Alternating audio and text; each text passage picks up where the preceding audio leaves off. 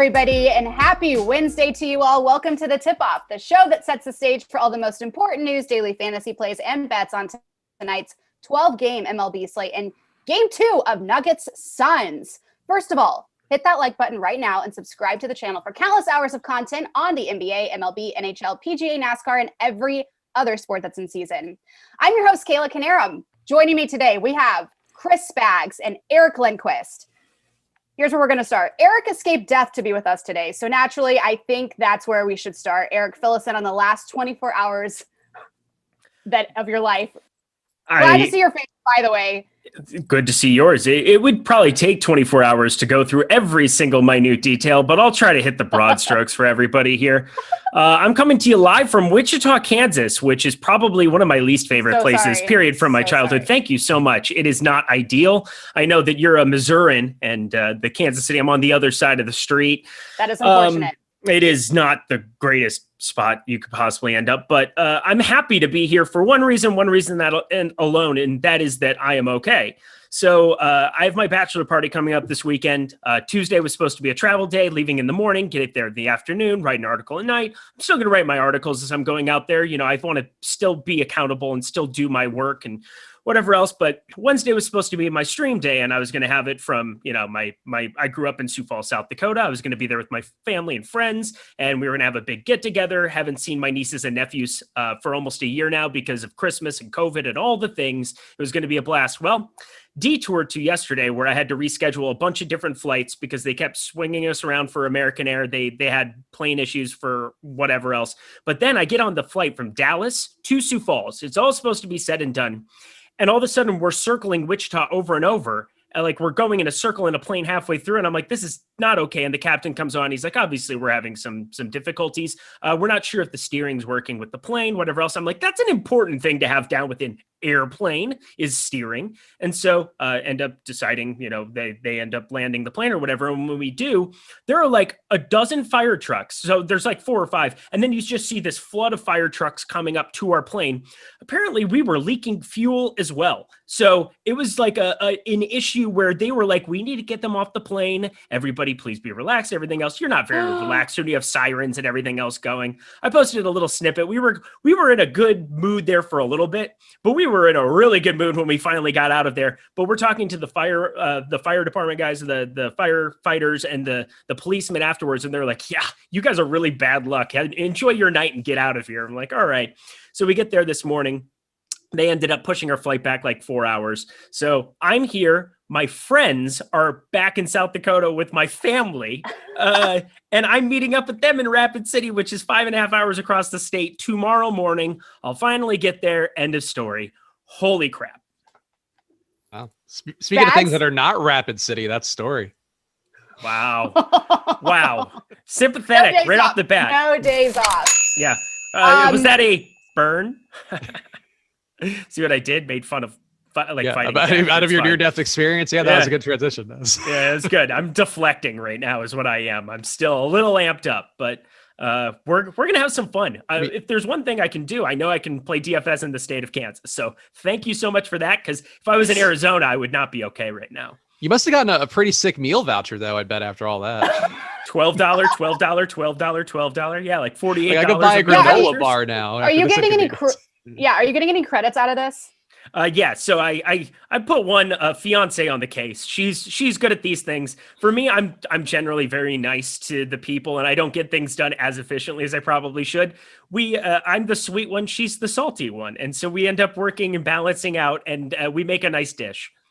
Women get things done. That's just how it is. It's a fact. Oh my gosh, you get things done way faster than me.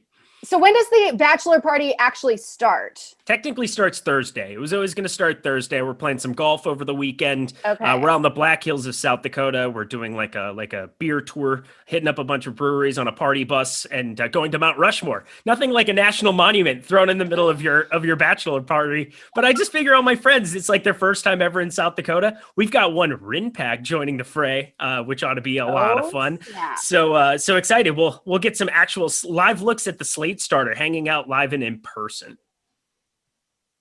There's just so much happening with that story. So much. And there's so much more in there. I haven't even gone into why do I have a microphone here and I don't have my bags. And I've made 3 trips to Best Buy because they kept tripping it up. And then there was an accident on the interstate and I almost missed the first show, but I made it at 12:29. Fired up Monkey Knife Fight, good times. Was able to do the PGA Live Before Lock with Ben Rossa. Check that out, already in the book. So here we are. Tip off. It's smooth sailing from here because you guys carry me through. Are you wearing the same thing that you wore yesterday? No, thank God, because I was able to get my bag before, but I had checked in on my flight this morning with my buddies because I anticipated getting there early, but they ended up pushing it back. They pushed it back. And so they ended up leaving, and I came over to fulfill my responsibilities to on Awesemo.com. Team player, Eric. Mm-hmm. Wow. Yeah. Really quickly, we're going to move on, I promise. But what was the vibe like on the plane when they were telling you all this? Like, that is my biggest fear. And I actually like flying. This is a great question because it was laughter. And I don't really know. And maybe this is just the way that I handle it too, or other people handle it.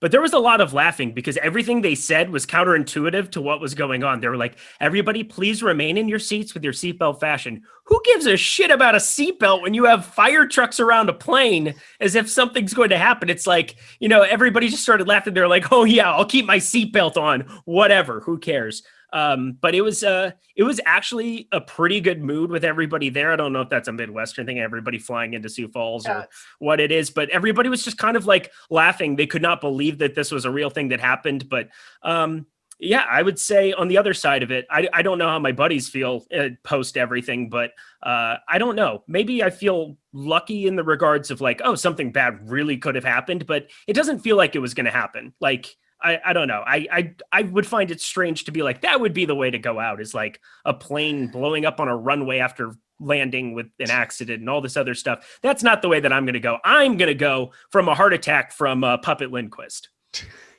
Yeah, that'd be a pretty bad beat, I'd say. Die.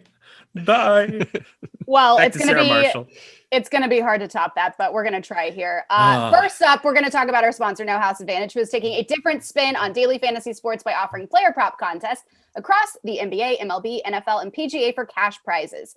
This exclusively peer-to-peer fantasy sports platform levels the playing field and makes it easier for you to win real cash compared with your traditional DFS sites. With over 500 player props offerings, No House Advantage is the largest provider of player props in the industry. And the best part is that you will receive a $20 first match deposit bonus today using promo code Awesemo. Be your friends, not the house. Download in the App Store and win big with player props today. By the way, Eric, glad you're with us. Glad everyone's safe. Things could have been much worse, but just a little hiccup to a great weekend, right? Yeah, I'm glad to be here too. And not only that, but it's going to make me appreciate everything about this weekend even more. I think taking it for granted, I was always going to appreciate having like my best friends from college and my best friends from childhood, my best friends from LA, having everybody together and having fun, but it's going to be like real quality now. It's going to be real nice. All right, heading into our bad beats. Yesterday saw a Sixers win, a thriller with Utah and the Clippers, and a high-scoring MLB DFS slate. How did it work out for you guys? Spags, take it. Well, I'll say I think I had the worst situation out of anybody on this panel within the last 24 hours, where I played Solomon Hill in 50% of my lineups because his minutes were projected a little too highly yesterday while I was doing a live show with our pals Harry McBride for NBA Live Before Lock yesterday. So as I mentioned, I've been trying to make this bankroll last and make it work for me, as you could do when you have a nice DFS win. And unfortunately, days like yesterday, not the most helpful. My guys, John Collins and Jordan Clarkson, perfectly viable plays, but Solomon Hill getting in there at a level I just couldn't fix on the air, didn't have enough time, was not my favorite situation, but I'll say that's a bad beat, but again, I guess it could always be worse. I remain in an apartment and very low risk, I think, of blowing up. So I will say generally, just, the normal risk, I guess, maybe not entirely low based on the friends I make online, but yeah, I would say for me, yes. Yeah. Bad beat. Unless there's another natural gas leak out in LA. Yeah, that's the terror. That's the unspoken terror that we all know of, natural gas leaks that are somewhere in the neighborhood of general Los Angeles. Yeah, jet fuel is nothing compared to natural gas leaks 60 miles away from you, Kayla Knierim, dear God. For me, I actually had an okay day. I barely made a little bit of a profit. I did all right in the showdown.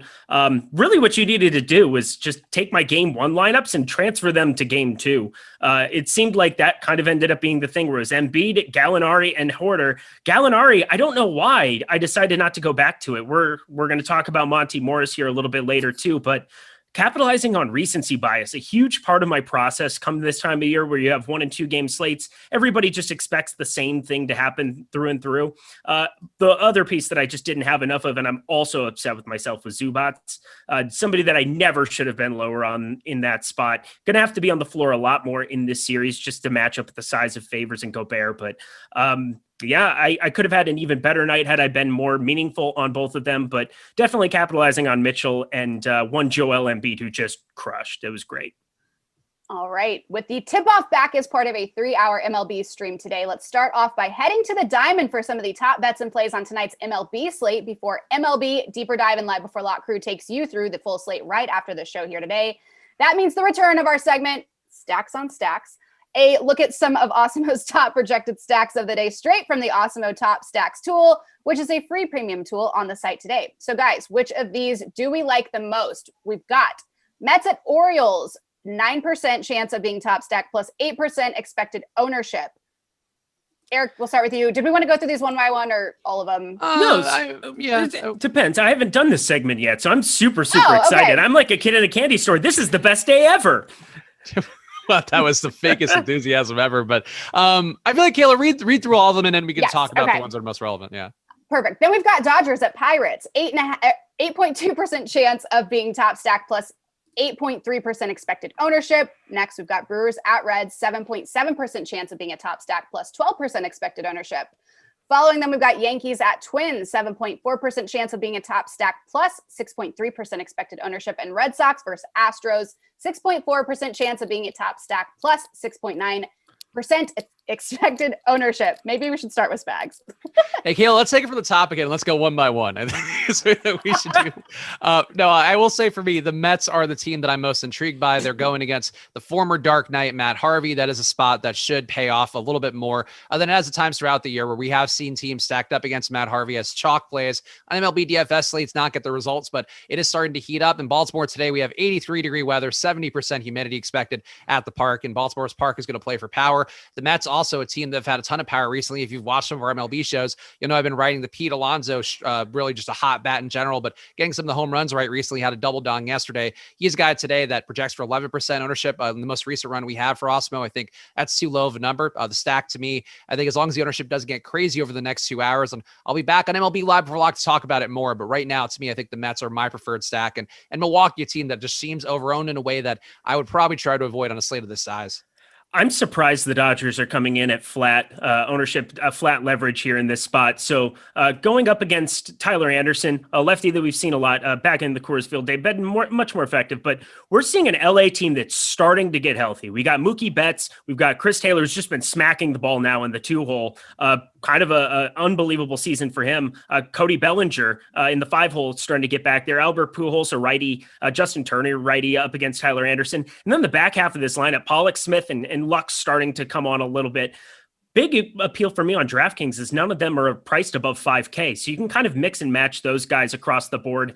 It seems to me like the Dodgers aren't getting owned properly just compared to their chances of being able to finish as a top stack. This tool is just so effective at being able to look at it. And 3.8% top value percentage. I know that might still be difficult to jam them all in, but from what I'm looking at, nobody above 5K on the entire roster. If you want, you can kind of skip the Mookie Betts at the top. I hate skipping like the best hitter out of a stack, but out of my 150s, I think there's going to be a number of times where I just can kind of go with the Pujols 3.1K, AJ Pollock sitting there at 3.1K, kind of mixing and matching some of those cheaper pieces, being able to pay up for pitching and not really missing a lot in the bat department. Also 80 plus degrees over there in Pittsburgh, little wind blowing out to left. Sign me up.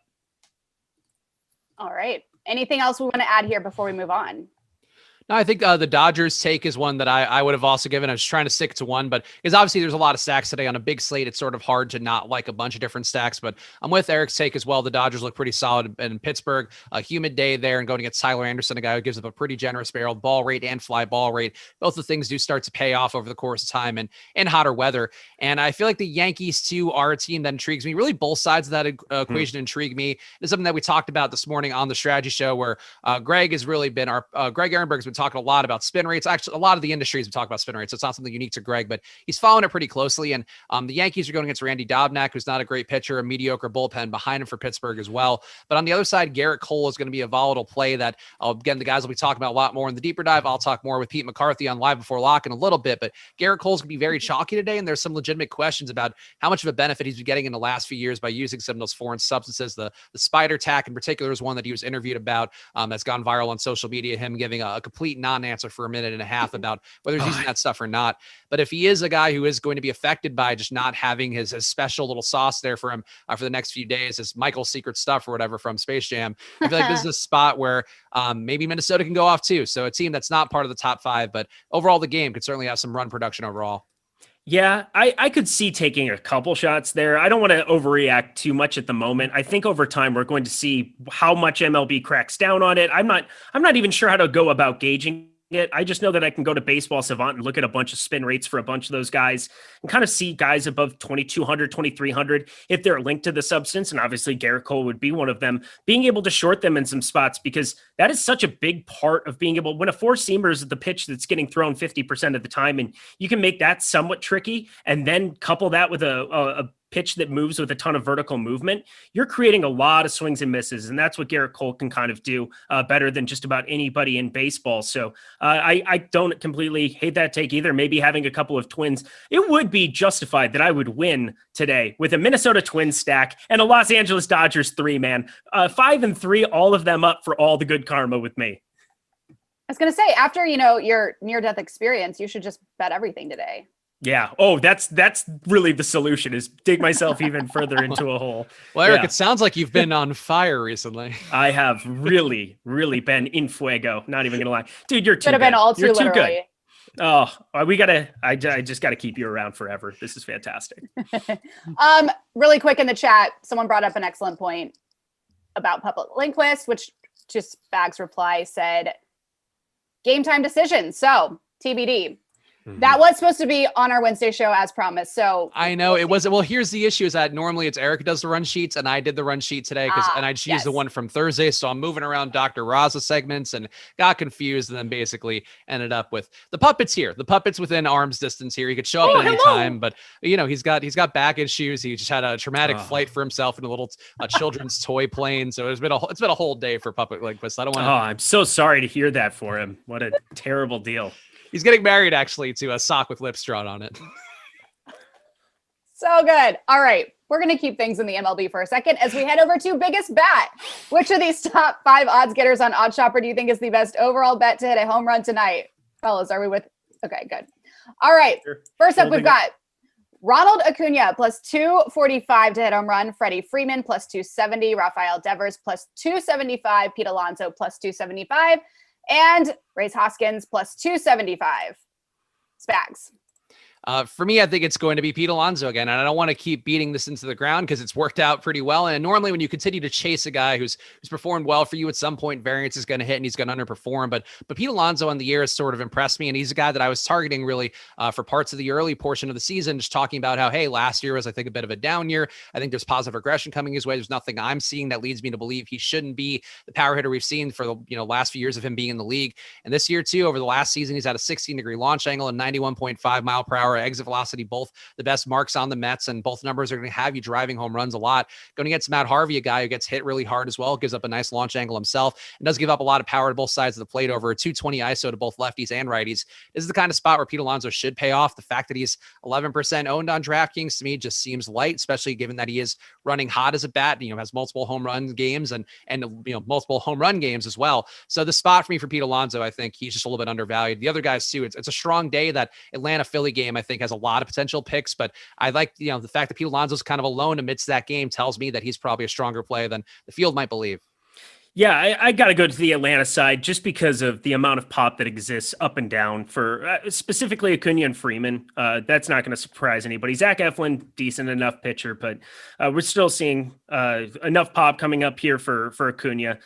Best odds on the board, plus 245. I can tell you who I don't want. How about that? So if we like everybody else there between Pete Alonso and we like the Braves, I just don't really want to go to many of these Boston Red Sox. That would kind of be my fade for the day. Not really feeling it. basically flat leverage. They're only being owned around 6.9% in the top stacks tool, but 6.4% chance of being optimal. It's basically flat, but I just don't really feel like I want to be picking on Jake Odorizzi in this spot. I know that he can give up some fly balls here and there from his time in Minnesota, but not really a spot where I'm going to be targeting mini Red Sox. What do you think about them today, Spags? I think they're a pretty strong team. The thing with them as a stack is that all the ownership's going to Danny Santana. So that's a stack where you are paying up for the other spots, and you can get lower ownership if you're willing to pay just shy of $6K for Devers, or, similar price points for Bogarts and JD Martinez, as well as I think the cheapest of the trio, but still over $5K for all of them. So that's me as a spot. Odorizzi, I think, has had some problematic numbers just popping up for him on the year. The fly ball rate is flat with where it's been, but still a 44% fly ball rate. It's not a great mark. The launch angle he's given up to an 18.4 degree launch angle is, one that's going to really just be right in line with where you need to be for a home run. Not getting barreled as much as you might think, given the fact that he's really been pretty bad at missing bats this year. But I agree that they're a little bit overvalued when you just kind of look at the overall numbers on the top stacks tool. But if you take Santana out, and he's a solid play today, but if you were to take him out, the rest of the team looks underowned. So I think that to me is the thing that I'd go to. And Odorizzi, I agree, should be better at parts, but I don't think against Boston as a spot's expecting to start to get wow. Yeah, he's just a fly ball pitcher, and it's a spot where it can definitely go south on him for sure. But I don't want to play everybody, and it seems like for the Red Sox bats, like they've been decent enough, but I've been stacking them up too much and just getting poor results. So maybe I'm just a little biased here at this point, getting a little bitter, but definitely steering away from the Red Sox. And now for biggest arm, which of these top 5 odds getters on OddsSharper do you guys think is the best strikeouts over bet tonight? And is there a good under bet that we like? We've got Garrett Cole over under 7.5 strikeouts, Lance Lynn over under 6.5, Casey Mize over under 5.5, Griffin Canning over under 5.5, and Patrick Corbin over under 4.5. Eric. So Spags does an amazing job talking every single day. He does all of the MLB shows, just absolutely crushing in that department. So huge shout out to him. He probably would know a little bit better than I would at this point in time, where I'm kind of going back and forth between playing a bunch of baseball and not. But under 7.5 for Garrett Cole feels really low, doesn't it? At this point in time, up against a Minnesota team. Again, I'm a Minnesota Twins fan. I'm just pulling up kind of like for the entire season with their strikeout rate. Yeah, that's shocking to me. The Minnesota down there all the way at 29th here. What is their home run to fly ball? So yeah, I mean, just haven't been as good. 7.5 feels like a really low number, and that could speak to the substance issue that we're talking about here, where maybe they're just predicting him to be really, really, like, if they're watching him with a microscope now. I mean, obviously that response was so wacky. I've never seen anything from that, like a player basically admit to cheating without admit to cheating. It was very strange.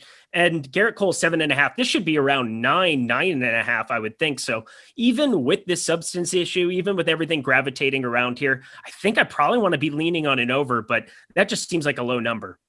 So the Garrett Cole number is kind of low. And actually, there are a few on the slate today, including Lance Lynn, too. Ones where Garrett Cole actually has a 7.5 line from a few, and then an 8.5 line from some other sports books out there. So on its face, I would agree you are getting plus value by taking Garrett Cole in the over, or I guess, just taking the over there at 7.5, I think would be the move. But I do think there's some concern. I agree that normally he would be around 9.5 strikeout range, but it's not a fantastic strikeout matchup. And it is still one where there is power going back the other way. Garrett Cole has historically struggled a little bit with that, but I think too it is kind of going with the narrative of the bet. And if you are a person who believes that Garrett Cole's arm talent's there, like, he's still a guy throwing a 97 mile per hour fastball. That's something you can't fake with the sticky stuff on his hand. So I think that's something that if you are a believer in him, then taking the prop on the over makes sense, because you have worse lines out there. Lance Lynn, though, I think is the one that I'm the most intrigued by, and I know our producer Tyler loves him as a Cy Young candidate for the year, especially with Garrett Cole potentially being a little more affected by the spin rate changes that are kind of come from having his stuff going on his hand a little more monitored.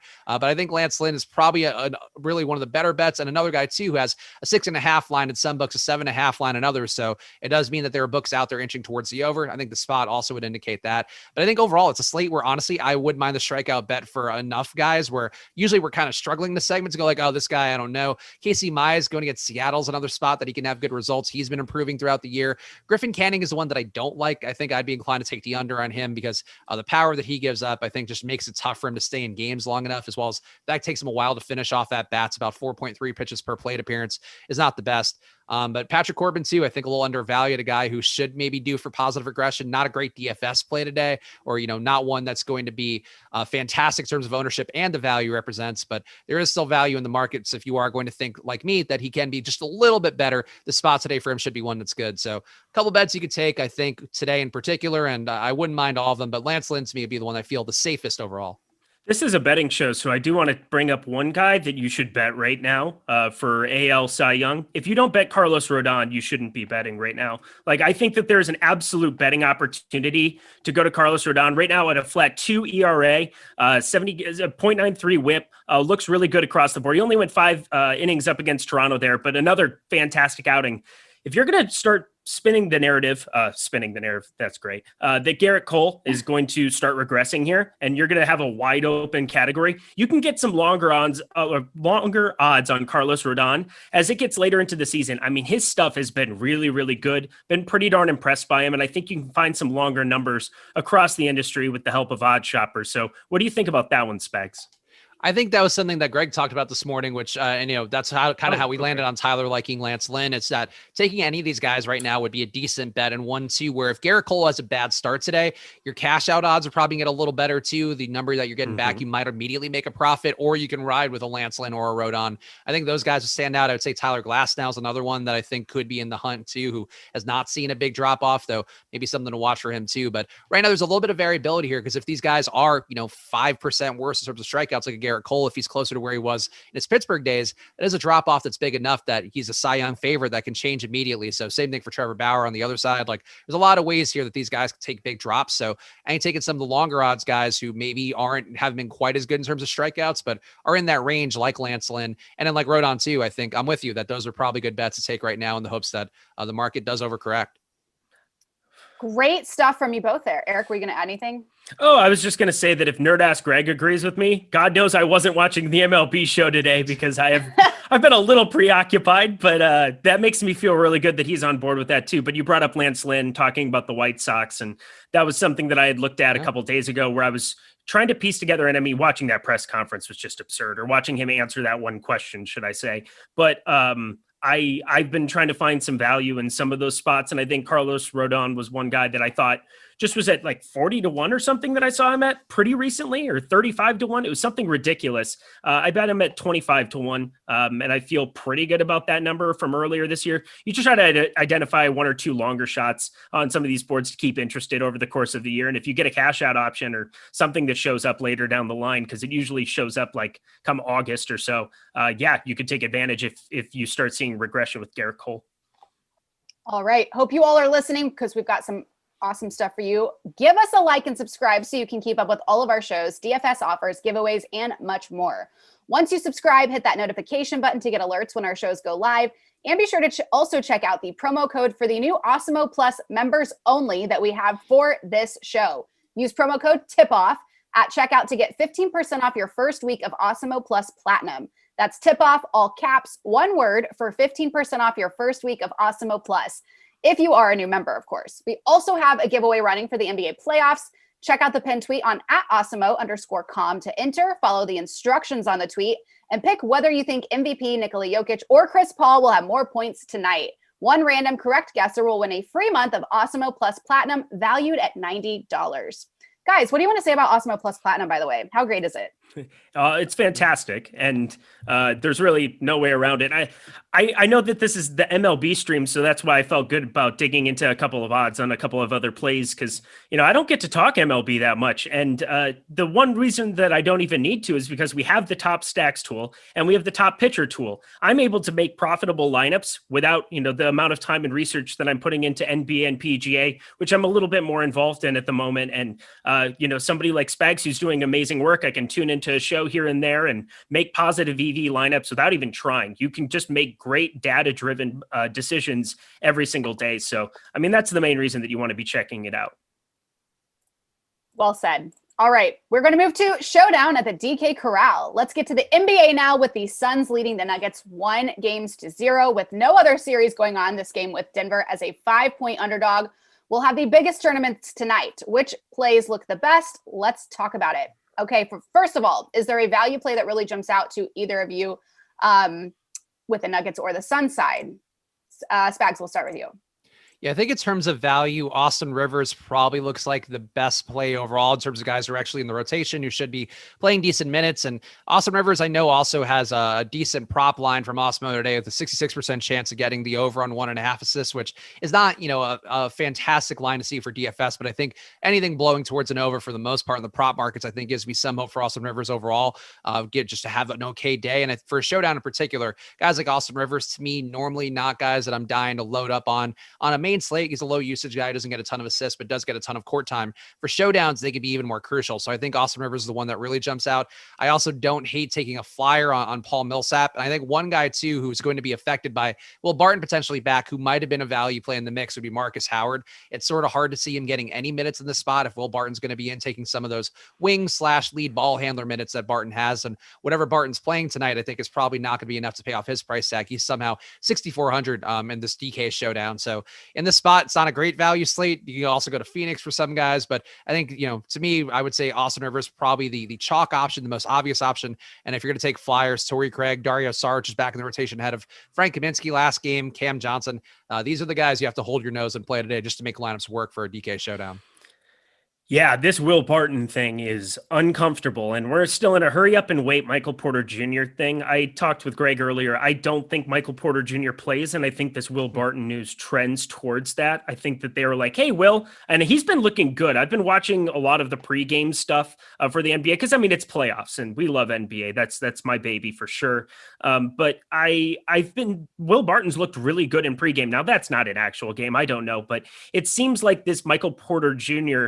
Back injury, which we know his history with backs, right, Kayla? It's not a good situation. He basically played 3 games at Missouri. Yeah, that was brutal, but it was a very short stint for him in college, dropped him down to around the 13th or 14th pick in the 2018 draft. And now you're looking for value throughout this Denver team. I think it just has to exist on the other side with the Suns.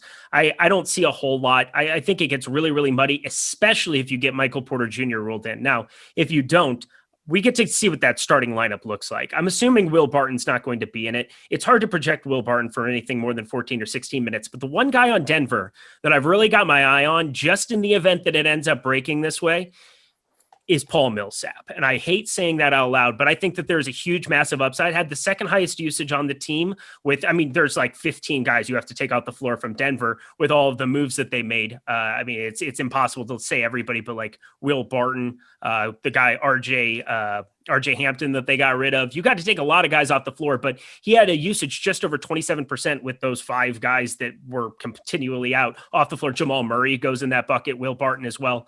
So Paul Millsap, if he ends up in the starting unit, I think he should be crazy popular already. But if he's not, even still, I see a higher minutes upside for him. 18, 20 minutes of him at his price tag right now. I think that would be the guy I'd be the most interested on from the Denver side. All right, Eric, now is there one play that you consider a must-have in any lineup? Nikola Jokic, I'll just have 100% of. I think it's more fascinating to decide whether or not you're going to be utilizing him in the captain on DraftKings. But even on FanDuel today, Devin Booker can obviously go out and put up 60. Jokic has had some floor games of late for different stuff here and there, but I absolutely want all of the Jokic in the world. I'll have 100%. He was like 93% last time, so I don't think that that's a hot take. Maybe the one guy that I will just vouch for then as well, Chris Paul, I think takes a big step up today. I'm going to have a crazy amount of ownership his direction. I think I want more of him than I even want of Booker or Ayton. His shoulder looked much better. And the one thing that I like to see was he was knocking down a couple threes. And it's not just that he's, knocking down threes, but he's capable of shooting threes, which makes him a little bit more of a more lethal mid-range player. Just even having the threat of him knocking down an open 3 here or there exists with a better shoulder. Everything looks and trends up for him there. I think Chris Paul plays really well tonight, and I'm going to continue to be overweight on him. Yeah, Chris Paul, I wish the price had stayed down a little bit lower because I agree that he's a really strong play, but I think it's sort of people saw the results well enough last time out, and I don't think you're going to see him be that cheap ever again, or that cheap again for the rest of the playoffs because that price tag for him both for the showdowns and for the bigger slates was crazy. Now he's priced alongside Ayton and Booker, a little bit behind Booker or enough behind Booker that it is a different play. But I don't know that I would consider him a must-have because I think you probably should be getting one of Paul or Booker, but I think whichever one you get, it's going to depend on the salary you have left and what works for the rest of that. Eytan, to me, still also a very strong play. We saw him play increased minutes again going against Jokic, and then he decided to go small in the second he was Sarge, not even try out there to put another big body like Kaminsky in the mix. So I think that's something to keep in mind as well, that Eytan's minutes are more secure. But these Suns plays, to me, I think you're just going to get a good amount of all of them. But Jokic is a guy that I really feel like you have to have, especially if there is some pathway for Porter to be out because of the back issues. Everything is going to go through Jokic. Then he's probably going to have to assist even more because the rest of the guys who are left can't get their own shot like Porter Jr. can for whatever amount of shots that he's getting that. So I think that's something to keep in mind. But Jokic, just a play that maybe you can get a little bit less in the field at 97% expected ownership on DraftKings, but it feels like he's probably got to end up in the vast majority of lineups. And if you're doing anything less than 80%, you probably are asking to be losing money overall in the slate. Okay, now which players look like the best options at captain on DraftKings or MVP on FanDuel, and which look the worst, Spags? I think Jokic at captain is going to be the highest owned option there, and that's the one that I would be inclined to take off the table right away. I would say also that Devin Booker probably will be a very highly owned captain, and I'm still willing to get there because he is cheaper than Jokic, but I think he's another guy that maybe you kind of have to be mindful of the cap there and watch the ownership projection to see where he lands. The guy that I think is going to be the most appealing captain option, or to me, one of two of them, is Chris Paul, DeAndre Ayton. I think those guys are going to be guys who have the upside. We saw Chris Paul have near 50 fantasy point upside last time out. Ayton, comparable numbers too. I think these are the guys that sort of give you enough breathing room at captain to be able to afford a Jokic, to be able to afford one of the other stars from the Suns on the other side at a utility spot. So to me, that's the way you go. That's the way you carve out some chunk of ownership at captain, but willing to get some Jokic, willing to get some of that. But I think the chalk options for me in Showdown, just as I preach a lot in these shows, I feel like just tend to be really overvalued in a way that's not going to be plus EV for your lineups overall. I mean, I got to follow through on my Paul Millsap take. I think with Will Barton back in, though, I don't know what those minutes are going to look like. I don't think it's going to be enough to affect him. But I mean, taking Michael Porter Jr. off the floor and allocating those minutes, I can't just say it's going to be directly going to Will Barton. We've got about another 30 minutes to go around after that. Looking at the usage, when you take Jamal Murray, RJ Hampton, Will Barton, Michael Porter Jr. off the floor, because it's basically like Will Barton's off the floor, you're looking at a 37% Nikola Jokic. I guess I got to take Gary Harris off the floor. Dude, running this thing with Denver is just a disaster, but 26.3% usage for Paul Millsap. Generally going to be somebody who can get there on a per minute basis here on the season. Right at, what is the number? It was something decent. This is really great television for everybody. 1.34 DraftKings points per minute. See, it's worth it when I get to a number like that, because you're like, wow, that's a lot, because it is a lot. If you get 20 minutes or 18 to 20 minutes of Paul Millsap, that needs to be the first guy that I just want to have come to your brain that you need to be over the field on, regardless of if he's in the starting lineup or not, because there is a minutes upside for a guy who truly is going to have to be on the floor more without Michael Porter Jr. They're going to need a size, a matching up on the floor. I really like him. J. Michael Green, I could see being the guy who gets the start with no Michael Porter Jr. That would be my guess. And that's what I'm hoping, because I hope Paul Millsap comes in a little bit lower owned.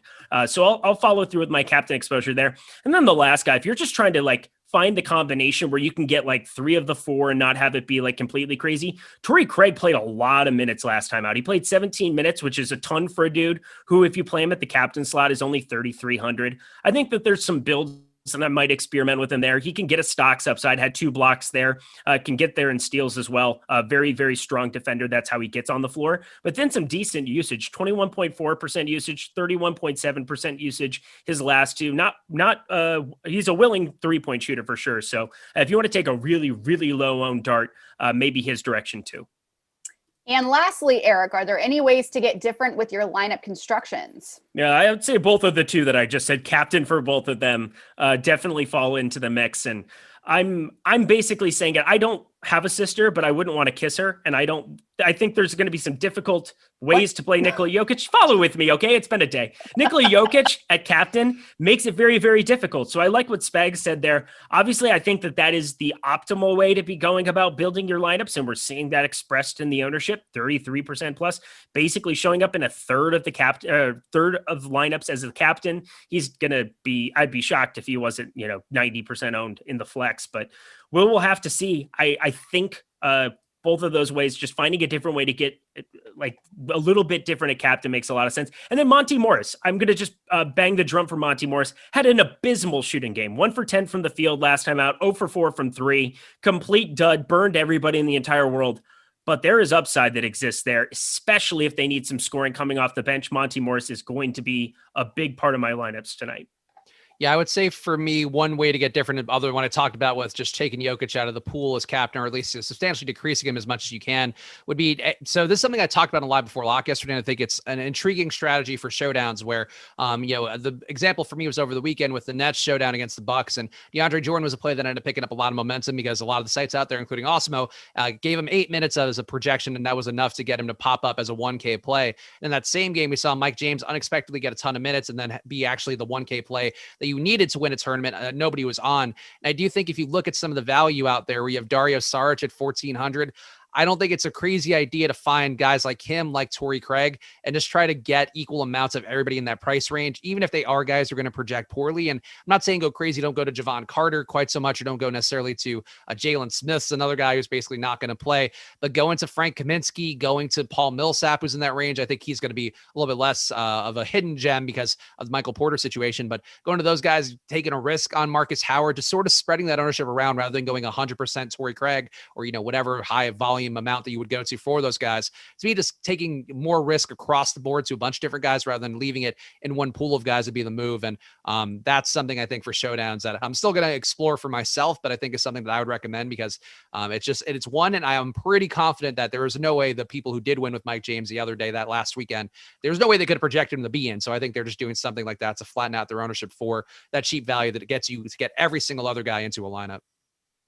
There's also the rotating random players kind of aspect too. If there's a build you like where it's somebody in captain and 4 other players, just play 15 iterations of the same thing with, rotating. Maybe you get the upside out of one guy. And so if you're playing Jokic, that might be another way to go about doing it. If you're playing some lower dollar stuff, I wouldn't want to do that if I was making one lineup trying to, capitalize on somebody who, like a Mike James type. But if you're playing, 20 lineups in a $1 and there's something that fits really well with Jokic, rotating through all of those dudes, that's a really good strategy too. All right. And now that will bring us to no house advantage, prop or not. But before we do, let's play a quick little game. People have brought this up in the chat, and I was actually going to ask Spags anyway. Can we guess what hotel you're in? I'm guessing a Marriott. Spags, what's your take? Well, okay, we got to think about the region. Yes. Oh, true. I would say it could be a W, maybe, based on the lights. I feel like the lights are fancy enough, but I would say W or Hilton would be my pick because Eric's a little fancy. I'm gonna go Marriott or maybe a Renaissance. Marriott's a good one. Okay. Well, I need to see the pillows to know if it's a Marriott. Marriott's have the best. Hilton. Right off the bat. Right off the bat. Hilton. So they put us up, they give you a hotel voucher and they put you in a hotel, and then I rebooked it for the next day because I'm going to be flying a different direction now. Because I wanted to spend my day with you lovely people. That's what it was. Well, look at that. All right.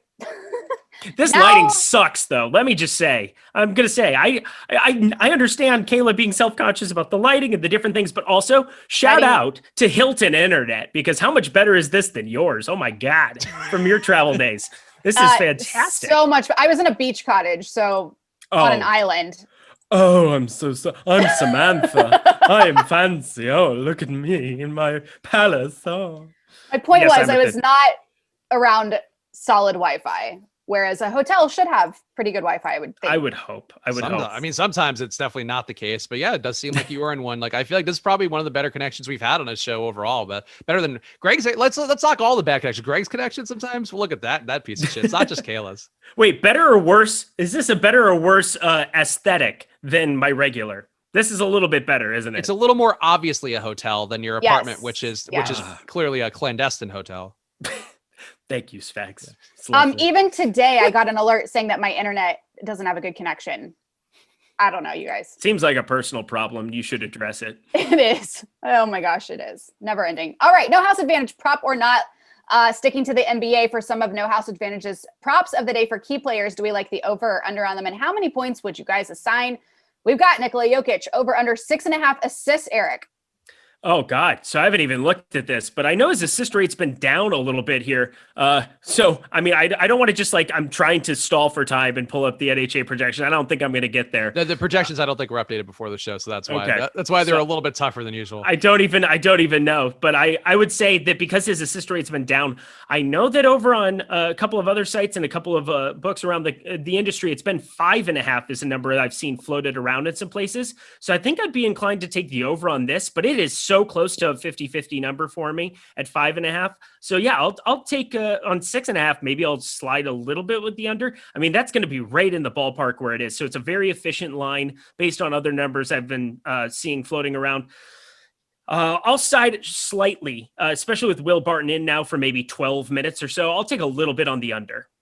Yeah, I think for me, this one, so I haven't projected today for 6.6 assists, so right around that mark. And as Eric pointed out here, he does have a drop in assist rate since Jamal Murray got hurt in the first place. That was on April 12th. And I know because I pulled these numbers today to try to figure out what the best rate was to give Nikola Jokic. He's been a 32% assist rate since that time, which is actually about 10% less than where he's been throughout the course of the year for every other situation. So it's not been great for him in the assist front. He is getting the usage up, so that's probably a positive thing. But I think to me, this is one that's really volatile, and it's one I think is very important for the slate because I think people will be excited to take it over for Nikola Jokic, and I think it's one spot where you can take the under and maybe be smarter and get that 5.5 line that's everywhere. So I would, to me, this is a play where if you're playing two lineups, I would put one in the over and one with the under. But I think to me right now, I would shade towards the under because I think people will be more enthusiastic for the over.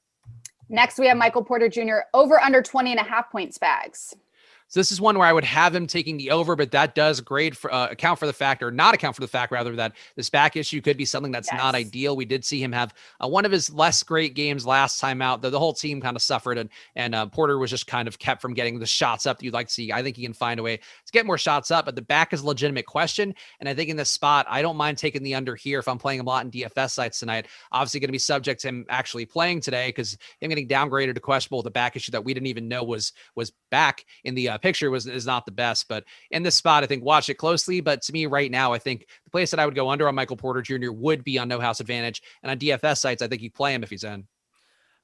Before I answer this question, this is something that I'm remembering from a couple days ago, just from game one, watching it with Melanie. But she thought that Michael Porter Jr. was super attractive, and she thought Devin Booker was ugly. And it's weird because I thought it was the opposite is what women believed, that they loved Devin Booker. So I guess I'm asking the wrong person probably, but who's the most attractive basketball player in the NBA? Oh my gosh. For women, because I feel like guys and girls would have a different answer for this. I would say JJ Redick would probably be the main dude that most guys would pick. Oh, someone you would pick. I don't know. For me, it's Kevin Love, hands down. Kevin Love. Well, I guess he does some modeling now. That makes this. It's so weird because he would look so goofy in college. He was such a goober at UCLA. Spags, do you have a take? Sam Cassell for me every single time. That is one beautiful man. It stands the test of time. So that's I don't know. I don't have a great. I'd have to think about it more. I feel like Damian Lillard comes to mind. I feel like he's got like the R&B. Okay, yeah. He's a hip hop guy, but I feel like definitely. Yeah, and I think too, Rondo's an answer I feel like I've heard from women before too. Really, Rondo? Rondo, yes, like the alien Rondo. He's just got such a big head. It's so strange to me. I'm not proud to say this, but Tristan Thompson is very good looking. Whoa. I feel like you have to turn in your Kardashian card now because I thought you loved the Kardashians. I do, and I'm creates chaos. I'm team pro Chloe and Tristan. I just wish he would get his act together. Ugh, men. Anyway. Yeah, the worst. But anyway, yeah, I'm right there with Spags as well. Also, Michael Porter Jr., if he's out, do not bet the prop. I think that's the important thing to take away from the entire thing is that do not play Michael Porter Jr. because you will get 0 points if he is ruled out. I hope he plays. All right, Jay Crowder, over under 11.5 points, Eric. So one of the big strategies that I had the other day for the prop report, which I write every single 2-game slate for sure of the NBA slate, where we have a number of different props that we can really target and be looking at as well. But even on the single gamer, I think taking the over on some of these ancillary Phoenix pieces. So against the Lakers in that first round, those 6 games, Phoenix only averaged 104 points and won it pretty resoundingly 4-2. The Lakers were the number one team in defensive efficiency. Nuggets are sitting right around 11th for the regular season. I think that is going to be something that shows up not just in like a guy like Devin Booker. The offense was very concentrated around him. I think it's going to start spreading out to some other pieces, that there's some other guys who can get involved, whether it's Chris Paul, Mikal Bridges, Jay Crowder. I think having a couple of them stacked together with overs is a spot that I really kind of want to be going on this slate. I did the same thing. I didn't know Bridges was going to go completely nuts like he did, but just a lot of their props are just sitting a little bit too low, as if they've been playing the Lakers every day for the last 2 weeks, which of course that's exactly what they were doing. And now they get Denver, a much easier defensive matchup. I really like taking the over on 11.5 here. Most of these guys are sitting between 10.5 and 11.5, whether that's Mikal Bridges. Chris Paul was at 13.5 the other day. We're going to see that go up a little bit more of a big name, but Jay Crowder 11.5, I'll still take the over. Yeah, so this is one where I actually do have him projected a little bit shading towards the under at 11.3 points today, but I agree that the over appeals to me a little bit more, especially if people are going to play an under for him, because I think the projection for most places is going to be very similar to mine. So this spots me. I think I'm with the exact same take here. I think Denver is going to continue to sell out to stop Devin Booker more so, and Chris Paul being healthier, being able to set guys up more is a net positive for guys like Jay Crowder, and we saw it last game for Mikal Bridges. And I think too, because of Bridges having the better game last time out, you probably see a little more attention dedicated his way or shading his way. I think that opens up Jay Crowder to have the outlier game today. So in this spot, to me overall, I think getting a little bit less Bridges overall today, getting a little bit more Jay Crowder, I think is a good spot overall. And I think I'm going to get him in DFS tonight on the Showdown. I know that for a fact, but I know House Advantage as well. I think it's a strong over, and one too where you could also leave off if you are entering multiple lineups. And I think that's also a reasonable move, but I would not take the under on No House Advantage. And as always, friends, don't forget to play on No House Advantage, our sponsor. Just download the No House Advantage app and use promo code Awesemo to receive a deposit bonus of up to $20 for new signups. Beat your friends, not the house. Win big with player props today. Heading over to Good Dog, Bad Dog. Oh, Tyler. We've gone from Tyler. 5 dog barks to 1. It's fine.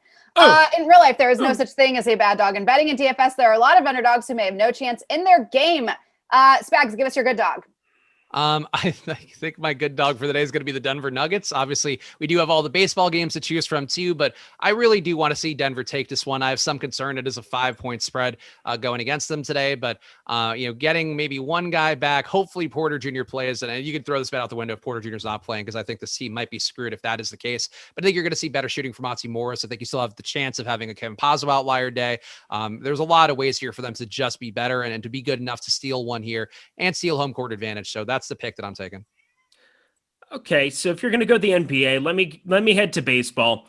I'm gonna piggyback on you too and raise you up on this Garrett Cole take. Right now, plus 167 for the Minnesota Twins up against Garrett Cole. We're seeing a low K prop. I don't know. This might be something we should be taking a look at. As you said, 97 mile per hour fastball. I don't know how much this is going to affect him. I don't know if he can still get away doing stuff that he's been doing here for a while, but all I know is that number seems a little bit low if we're going to just basically have Garrett Cole regress to him as a Pittsburgh Pirate, pre-Houston, pre-New York Yankees. I mean, he's given up some hard contact as is. This would be a team that can definitely do that. I want to see Nelson Cruz back in the lineup. I really want to see him back in the lineup. If we don't get him back, that might be tough. But Kirilloff, Jorge Polanco, a lot of these switching dudes, a couple of the lefties. I just like targeting maybe a little bit of value. Plus 167. You can actually get it at a couple spots that I'm looking at a little bit better. Those odds have been around plus 200 in a lot of these matchups on the other side with Garrett Cole of late. So maybe not I don't know. It just seems like there might be something a little sneaky about going there. At plus 170 is kind of the general number we're seeing. And quickly, Eric, your bad dog. Oh, quickly, my bad dog. We'll go with it's definitely not the Hilton Internet. They did a great job here. So that's my other good dog. I'm giving you 2 good dogs. Thank you so much for carrying me today. You the real MVP. Love it. I think my bad dog will be Seattle. I think Casey Mize comes through here and shuts him down and finds his way to a good DFS day. But if nothing else, will find his way, I think, to win this game. I'm impressed by him turning it around recently. Seattle, we know, stinks. So Casey Mize will be the guy who's going to lead to my bad dog of the Seattle Mariners. And lastly, Spags, give us your make or break and your fade of the day back to back for the sake of time. My make or break for the day, I think, will just be not having Nikola Jokic at captain very much. That's the one thing that I do try to do, and I'm going to try to practice what I preach today and get that number down. And I guess my fade of the day would be better airline travel, boy, it's the worst when your plane is almost on fire. And I think I'm flame retardant because I wasn't that expensive on Amazon, but still, that's the kind of thing that'll really throw you for a damper overall. So fate of the day, bad airline travel, and I'll say it was American Airlines. They're crap. Fate them. I've never been more excited to get made fun of. That was fantastic. Oh my gosh. Yes, American Air. I love how Tyler didn't even move for that entire thing. He was unaffected in every way, shape, and form. He's been spoiled by all the comedy he gets from all the shows that we get to do together. But he gets so excited about silly things and then puts them in the Zoom chat. It's absurd. It's just, I've been to war. Okay, well, that got real. That got dark. Okay. That's it. Eric, so you're done. That was fantastic. No, I have no rebuttal because there's no rebuttal to be had. Spags wins the day. Okay. There we have it, folks. Can't find my run sheet. There we go. Okay. Well. Oh, you were stalling. That was actually a good diversion. That was great. That will do it for us here on the tip off today. Eric, good to see your face. Spags, great to have you with us as well. Thank you. It was like, it felt meaner. Eric's so great to see your face. Eric, Spags, hi. Hey, and you'll see my face again on Live Before Lock in another hour or so. Hopefully you guys watching this stream enjoy seeing 2 hours of content from me in a day. No puppets on that one, me and Pete McCarthy. So come join that after the deeper dive. I just meant that Spags didn't have a near-death experience is what that meant. Right, did you hear the Solomon Hill thing up top, Kayla? Okay, we might be poo-pooing. My condolences, Spags. Thank you. All right, well, don't forget to hit the like button and subscribe. The MLB Deeper Dive and MLB Live Before Lock are coming your way next. We'll be back with you tomorrow at 4:30 Eastern here on the Tip Off. I'm Kayla Knierim. Have a good one, everyone.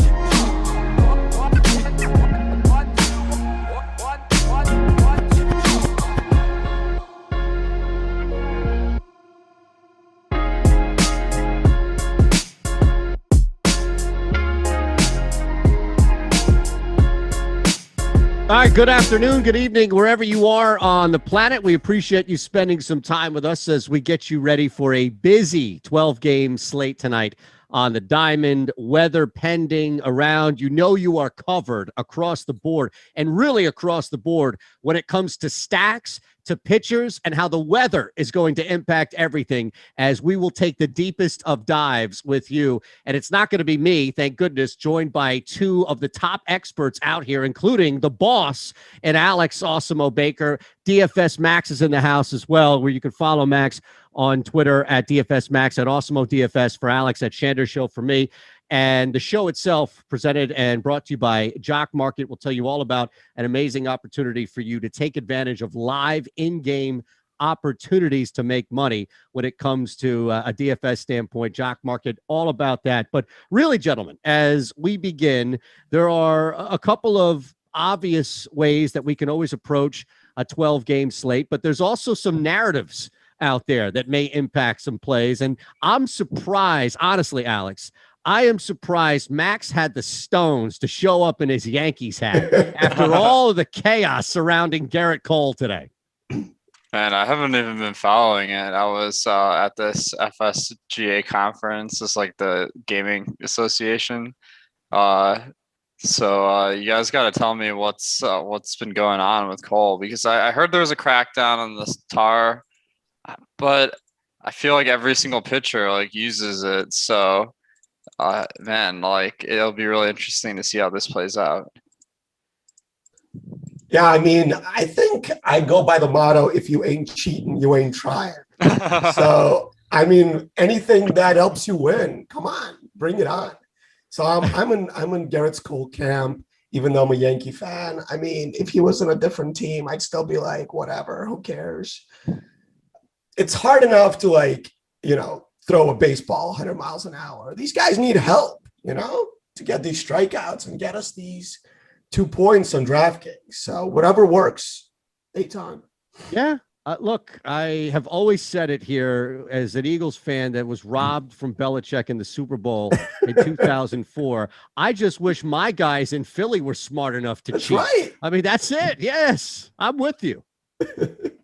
I just had to take a shot. That's all. And Alex, trust me, when you hear and see this press conference from Garrett Cole, you'll understand why it A, went viral, and B, is going to be looked at as a historic moment. I mean, it was almost like he knew in his head, he could hear his lawyer in his head say, don't say a word, don't say a word. There was like 10 seconds of silence, right? Yeah, I mean, like, I agree with you guys. That's like, if everyone else is cheating, it's pretty much what you got to do. Exactly. I had a lot of fun watching Spencer Turnbull's no-hitter for the Tigers earlier this season. And this guy, he takes the ball and he like puts his hands all over the ball in between every single pitch. It takes like a minute in between pitches. And it's like, are we really supposed to believe this guy has this like a crazy nervous habit? It's amazing. Yeah. Yeah. Well, we'll see. We'll see. And it may not be as early as tonight, but we'll see how the crackdown, or at least the alleged crackdown now, is going to impact offense and also pitching as well. Now, reminder here that we want you to leave us a like, especially when you walk in the room. You don't want to miss shows as we lead you up to lock. You know, we have the deeper dive and then live before lock coming up after us. So you want to hit the notification bell and not be late to anything. And look, the subscriptions are key here as well in the channel. We really don't ask for much. We constantly give back. It's $29.95. That's it a week for Awesemo Plus. We're constantly giving you opportunities to get in on discounts. Awesemo Plus Platinum, which I'll tell you all about. In fact, we even have a pretty special opportunity right now tonight for both MLB and the NBA. But really, a like, a subscription. You can even hit the share button and share it across whatever social media vehicle you choose to go to, verified or not. Go ahead. It doesn't matter. But also, as I mentioned, Awesemo Plus members, you can jump in now. Awesemo Plus Platinum, MLB Deeper Dive, name of the show. Use that at checkout. You'll get 15% off your first week of Awesemo Plus Platinum, and the NBA playoffs as well. Awesemo_com on Twitter. That's the Twitter handle, at Awesemo_com, and follow the instructions on the pinned tweet. And if you think Jokic or Paul will have more points tonight, one random correct guesser will win a free month of Awesemo Plus Platinum. That's valued at $90, and trust me, you can turn that 90 into a whole lot more. All right, gentlemen, looking at the slate tonight, right? We don't have a full 15, but it's 12, so we'll move. Let's start with the Dodgers in Pittsburgh. We have a couple, at least, with Gonsolin, higher cost, and Anderson around 8K. Alex, start there. Is there a pitcher, knowing on DraftKings, for example, where you may pay up for two across the board? Is there a P1 or just a P2 here that jumps out? Not so much. I mean, the conditions aren't great. 80 degrees in Pittsburgh today. And Gonsolin and Anderson aren't tremendous talents either. So Gonsolin, I guess he's been down at AAA for a while. He got called up for the start. In AAA this year, 22% strikeout rate over 3 starts, which is somewhat underwhelming. And Pittsburgh's actually, they look surprisingly good for Ks today, but still, I don't think I'm gonna get the Gonsolin. Yeah, 9,100, Max. That's a lot of money on this slate. 12 games. Yeah, I mean, he's a really good pitcher, and he has really, really good stuff. But the problem is he's not stretched out. He was on the DL for a while, or IL, whatever they're calling it. I think he maxed out at 60 pitches in the AAA. So I would expect them to go maybe 70, 75 tops. Dodgers already limit their guys as far as pitches go. So at 9,100, just not enough upside, no matter how many strikeouts are in this lineup.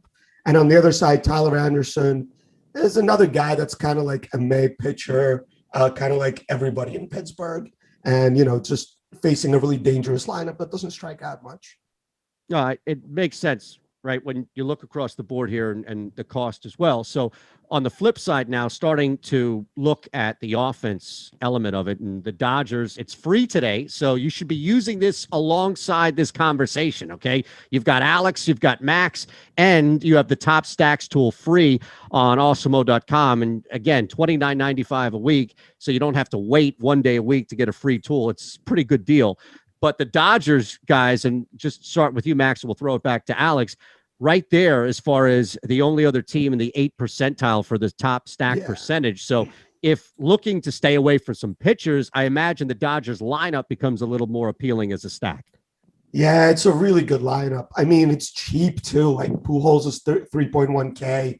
Pollock absolutely smashes left-handed pitching, 3.1K. And then you have obviously Mookie Betts. Chris Taylor's playing really well, hitting for power, and Justin Turner there as well. So, yeah, I mean, I'm going to have a hard time staying away from the Dodgers. The only thing that mitigates it for me is the park just suppresses power so much, especially for right-handed hitters. It's a real long way if you pull the ball here as a right-handed hitter to hit a home run. But with 80 degrees and 71% humidity, I'm hoping that the weather just makes up for that. Tyler Anderson isn't like a total blow up of a pitcher.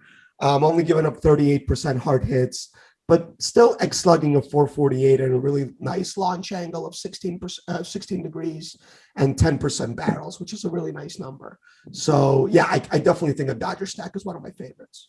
Well, look, Alex knows a lot of things, and one of the things he knows super well is the weather and the impact of the weather. So Max brings up the humidity, knowing that the ballpark can be a detriment in its own right. How does that mitigate tonight? And looking at the Dodgers, Alex? Yeah, that's one of the tough things is like the park factors, because they do take into account the climate of where the park is. So Pittsburgh, I mean, the first month of the season, not the greatest conditions, but starting this time of year, a little bit better. So the 70% humidity, that's a positive factor. 80 degrees is a little bit higher than average, I'm assuming. So I think it's a good spot. The Dodgers don't have a ton of ownership today in our projections, which is pretty surprising. So I think I'm seeing all green lights here. Yeah, I mean, as far as even one-offs, the one guy that seems to pop up crunching some lineups is Pollock in the outfield. I wonder if that's probably the one guy you would look at. Definitely, yeah. He's a really solid player for fantasy, has good powers, and steals a couple of bags here and there. So at 3,100, that's the best value on the team for sure. Anybody else, Max, that we can look at as a one-off before we look at Philly and Atlanta? Yeah, don't sleep on old Albert here. Ooh, okay. Really nice launch angle, 16 degrees this year. Slugging of 484. That's really good. Only striking out 15% of the time. Not really walking either, but you're not looking for walks when you're rostering these guys in fantasy. So, yeah, I really like Albert, and he's super cheap at 3.1K. All right, we moved to Philadelphia, Atlanta, and I'm sitting here. There were some storms that were expected to roll through. I'll tell you this, again, just being outside, it is humid as hell out here. I don't know if hell is humid or if it's like the dry heat. I don't know. I'm assuming it's kind of like the worst combination of both, right? Wouldn't that be hell? It's just so it is humid as all hell here. Alex, you can factor that in however you want. I'll say this. The Philadelphia Phillies have a losing record with the top three starters, 1 through 3 in their rotation. They have a winning record. It's only a couple of games above 500, 4 through 5. So Eflin, you can look at that as far as what's expected behind him and what he usually gets. But is there a pitcher at least that you could work in here that I imagine with Eflin at 8,900 on DK and Tucker Davidson at such a low cost and probably bigger risk, P2 as opposed to anybody even on FanDuel as a pitcher, just in DraftKings now as a secondary option, Alex? I think Eflin is someone worth considering. He has a 24.5% strikeout rate, which is about average. And he's facing a team in Atlanta that strikes out a bit above average. So a decent spot, but Atlanta's lineup is pretty scary. Really good power numbers. So easily blow up in your face here, but I do think he's in play. Max? Yeah, not for me. 7 of the 9 hitters on Atlanta in their starting lineup have barrel percentages over 10%. So, this is well above average. They like the top 3 don't really strike out. Abraham Almani doesn't strike out at all. So you're really only looking for strikeouts from like Riley, Swanson, and Contreras. But those guys can also get you with their power. Like you saw what Nola did yesterday, right? Like he struck out a bunch of guys and he also gave up a bunch of runs. So, and that's a really, really good pitcher. That's maybe like a top 20 pitcher in the league. And that's really not what Eflin is at this point in his career. He's kind of like a league average guy, much better real life pitcher than he's a fantasy pitcher, in my opinion, just because he doesn't strike out many guys. He does go deep in games, gets a bunch of ground balls, but not somebody I really look to roster in fantasy, especially in a really warm, humid park where the ball flies against a team that hits a bunch, hits for power all throughout the lineup. All right, so Max, I'm curious, and we can look at the stacks here. As Alex mentioned, Atlanta, and you guys were touching on the Braves, especially in the ballpark and the humidity. But as far as the Phillies are concerned, they're not sneaking up on anybody. How we have it now in our top stacks tool that's, again, free for you on Awesemo.com today. There are only 4 teams ahead of them as far as projected ownership is concerned. Now, look, it's not like a gigantic gap. You can look for it on yourself and follow along in the conversation. But specifically to you, Max, you're not sneaking up on anybody by stacking Philadelphia, but I think that there might be the belief of looking at where we have them projected and thinking, okay, well, they're only at 4% for a top stack percentage. They're only at 3 as far as the top value. Granted, a lot of people have been owning them, but it might be one of those just contrarian / fade plays that could work out where all of a sudden Real Muto, Harper's back. They do get some guys hitting the ball out of the park, some guys on the bag. And next thing you know, the Phillies have put up 8 or 9 runs. Yeah. That's kind of what we saw yesterday, right? Like, they weren't really doing much. And then all of a sudden, Harper hits a home run, Real Muto hits a home run, and they're one of the top stacks of the day. And they're just too cheap. Like, I wish DK would price them up a little bit more. Like, Real Muto should be in the mid 5Ks, Harper should be there, and Hoskins should be there, to be honest. And they're just completely disrespecting Alec Baum at this point. Like, he hasn't had a good year, but he's hitting the ball hard pretty much every at bat. It's just on the ground right now. So when he figures out his launch angle, he's going to hit a bunch of home runs, but 2.8K is ridiculous for a guy with his power. Davidson is not a bad pitcher. Throws kind of hard, decent swinging strike numbers. His xFIP has been in the 4s, 3.72, then 5.26. So he's not like a total blow up guy, but he's also not a guy that you're really that scared of. especially in this spot.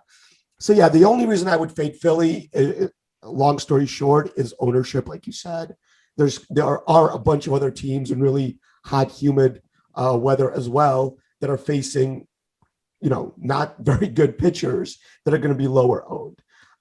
My suggestion is always play Harper when you're facing a lefty in a stack here, because for some reason people just don't play him against lefties, but he hits lefties just as good as righties. You saw he hit that monster home run yesterday. So yeah, Harper's also a really good one-off here.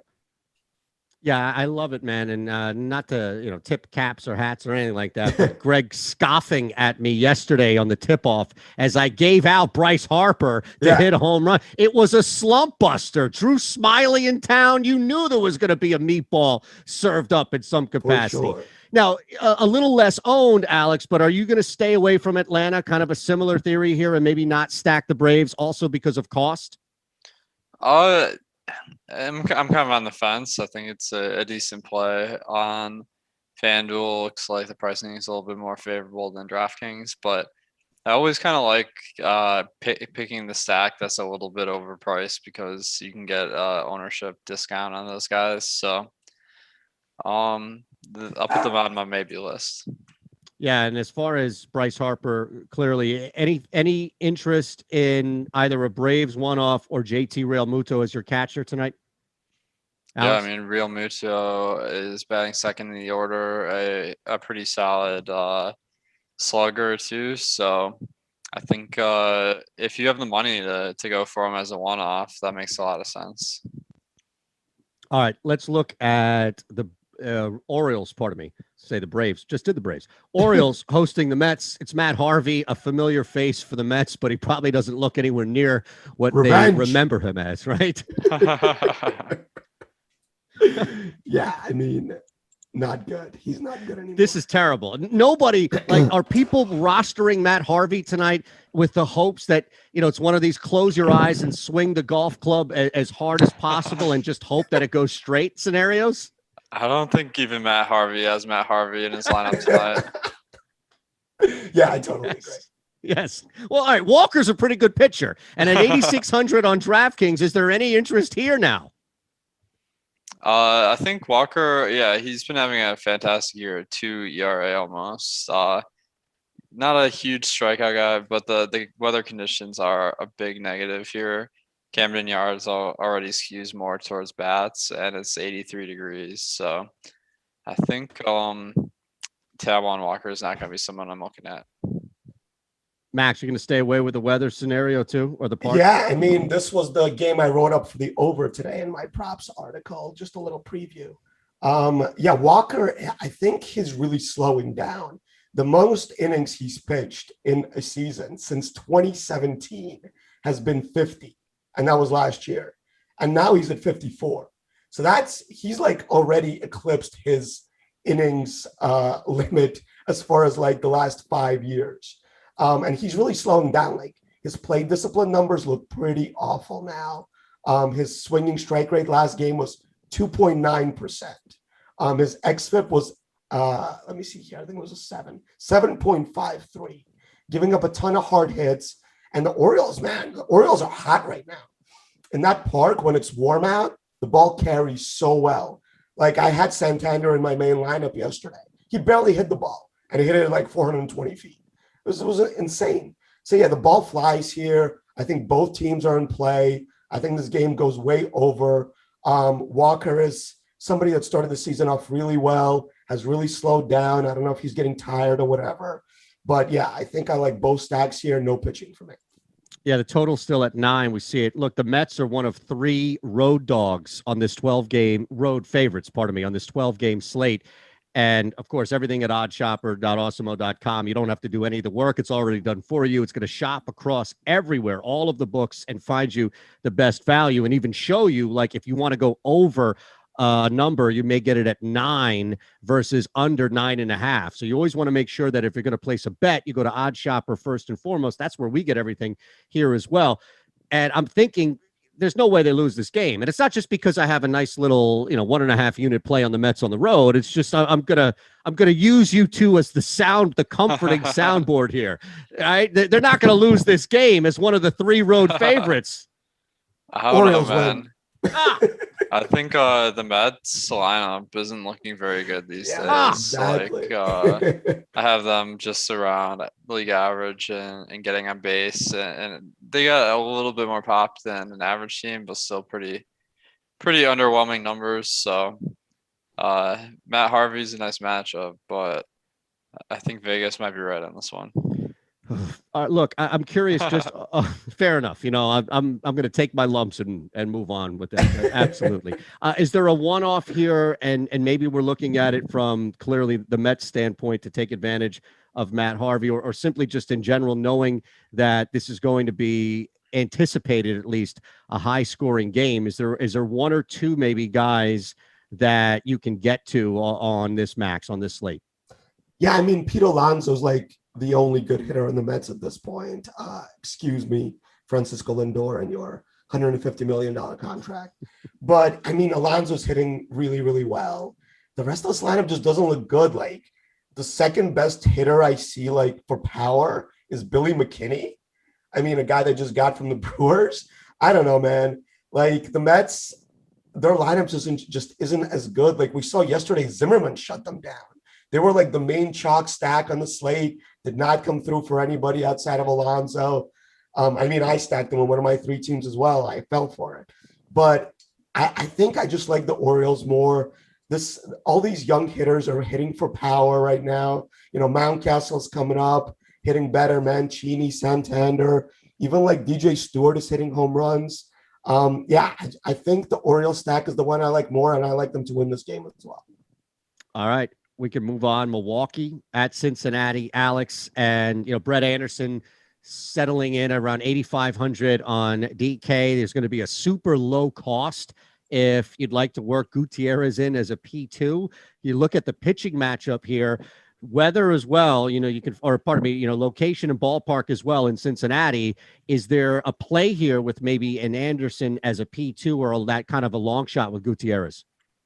Anderson just doesn't really strike guys out. 12% K rate, so he's not someone I'm gonna play in fantasy.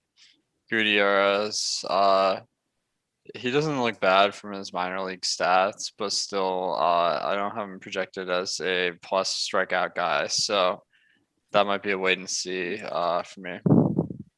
Any different opinion there, or you want to move to the stacks, Max? Yeah, not for me. I mean, Anderson just ground ball guy, doesn't strike anybody out. And when the ball does get hit against him, it goes a long way. So it's not great. And Gutierrez just doesn't have enough strikeout stuff. And there's just so many cheap pitchers on the slate, like we'll get to, that are in really good spots that you can play instead of these guys. So yeah, not for me, especially not in this park. So the Brewers, because they're right above the Dodgers, the Brewers are by a mile now the top projected owned stack on the board. And yes, they're going to have a good percentage of being that top stack. They have good value as well associated with it. Maybe not the best, but the ownership. Now, I imagine, and Alex, just looking at the ownership as a possible deterrent, how much is that going to weigh into whether or not you talked about the benefits of rolling with a higher priced stack, but what about this higher owned stack in Milwaukee? Yeah, I mean, the prices on Milwaukee today are very enticing. I mean, they only have one guy that's about 5K, and that's Yelich. So all the others are 4K and less. And I guess the matchup is pretty solid going against this rookie. But ownership is a huge factor in baseball, and it looks like they're kind of that cheap stack that everyone's going to optimize lineups into. So I do think you can find better ways to build a lineup instead of just trying to take a stack that's going to make your projection look the best. Max, what about Cincinnati? And, talking about the point that Alex made about Anderson and not having the Ks maybe as much, and possibly looking at a stack that's somewhere that we have projected in the middle. So this is not some major punt here at the bottom, but looking at Cincinnati as a possible stack and with the hopes that maybe not a lot of people are confident they can get to Anderson. Yeah, I just don't think I ever like to play stacks against real heavy ground ball guys like Anderson. I mean, he's not good at all, and the bullpen behind him isn't very good either. I love the clarification. Just to remind everybody, he's shit. But yeah, it's hard to stack against guys that don't give up a lot of home runs, is what I'm saying in DFS, and get that like GPP winning lineup. So, I mean, I like one-offs here more than I like a full stack. Yeah, like I like Castellanos and I like Suarez because these are the guys that usually strike out a bunch, but also hit for power. But Anderson's going to strike him out. So if Anderson doesn't strike him out, they're going to put the ball in the air, usually, just because of their swing types. They got these like loopy swings. So these are the type of guys I like to target against ground ball guys that don't strike anybody out. Yeah, as far as one-offs, I mean, Yelich is popping up all over on our projected lineups that are crunched, Alex. So, I mean, is he a name, especially as far as cost not being a deterrent, is he a name that you're willing to pay for? Yeah, I mean, Yelich, he's a guy that has a long track record of being a fantastic player. This year, the power hasn't been there, but he's missed a bunch of games due to injury too. So the sample size isn't very big. So I think I'll just keep rolling with him, given that he's been a great power hitter for a while. Anybody else we can sneak in there as a one-off that you like on either side? I'm kind of intrigued by this guy, Jonathan India, the rookie for Cincinnati, leading off. He seems to just always be a little bit cheap, and he has some speed. He actually can hit for power too, a 162 ISO. This year, that's not great, but it's not bad at all. So he seems like a pretty intriguing guy to target. All right, we move on. Miami hosting the Rockies. A reminder, of course, to hit us up, a like, subscription as well. We definitely want to have you subscribed to the channel, and we always have some cool stuff for you. Told you the show itself now sponsored by JockMKT today, and this is another opportunity where you can make some money and then also use our promo code to get a nice break on your first deposit. So yes, our promo code is Awesemo. You'll get a $50 match on your first deposit, but this is what it's all about. JockMKT is turning fantasy sports, they've done it, into the stock exchange. So live action as it happens, you can buy and sell players out there on the ice or the hardwood or the diamond like you can live in the stock market. And it makes for incredible entertainment, but also for some good money. So jump in now. Awesemo is your promo code to use for a match on your first deposit, up to $50 bonus. That's pretty cool right there, because you can make that money go a long way. Miami hosting Colorado. I'll let you hear. I don't want to bury the lead, Alex, because I saw your tweet earlier. There's a chalk. It's a chalk opportunity for somebody in this game. Yeah, I mean, Miami's lineup today looks like it has some pretty good Ks in it, and it's just one of the worst on the slate. So Austin Gomber going from Coors to Miami, that's the biggest park shift that you can get in MLB. So while Gomber, he's not like an amazing pitcher, like he's a lot better than his stats indicate because of how much he pitches at Coors. So I think he's kind of the obvious spend down option today at pitcher, but he's also going to be very popular. You gonna roll? You gonna roll on the Gomber train, Max? I don't know how to fade him. I mean, he's 6K. He's in Miami with the roof closed. I mean, he's facing the Marlins team that strikes out a bunch. They also have a little bit of pop, like Marte, Aguilar, and Duvall all are slugging over 450. But there's just too many strikeouts here. He gets the pitcher as well. Yeah. And like his last start, he had 23% swinging strikes. He's actually really, really good. Like his stats indicate that his hard hit is only 34%. It's 25% strikeouts. And this is with Coors mixed in, you know? So it's hard for me to fade a guy that's that cheap and is only going to be owned like 30%. My advice is just not to play him with Garrett Cole, because that's going to give you that's going to be the chalkiest way to play him, is to afford Cole him and like one of the top stacks that we have projected. So I'm going to play him a bunch, and I'm going to fade Cole in those lineups. Could you fade Cole on a FanDuel lineup and roll with Gomber instead? I mean, yes. Well, I'm asking you in the sense of winning money, not to look like a jackass. Hopefully you would tell me the difference, man. I mean, what is he? 9,500 on FanDuel. So that's expensive, right? That's like only 2K less than Cole. But I'm just saying from the ownership, like Cole is everywhere on the lineup crunchers on FanDuel, rightfully so. So I'm thinking maybe that would be a step around that. Yeah. I mean, he's 4% owned. You're right. So in GPPs, I would definitely play him. In cash, no, I would probably roll with Cole or Lynn or one of those guys, just because they're priced so much closer to him on FanDuel.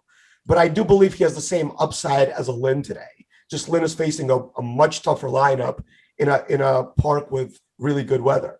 I mean, Garrett Cole will get to. There's a bunch of strikeouts in that Minnesota lineup, and it's not nearly as good as it once was with like Buxton in it and Kepler in it. So, yeah, I mean, we'll talk about that, but I do like Gomber as a GPP play at only 4%.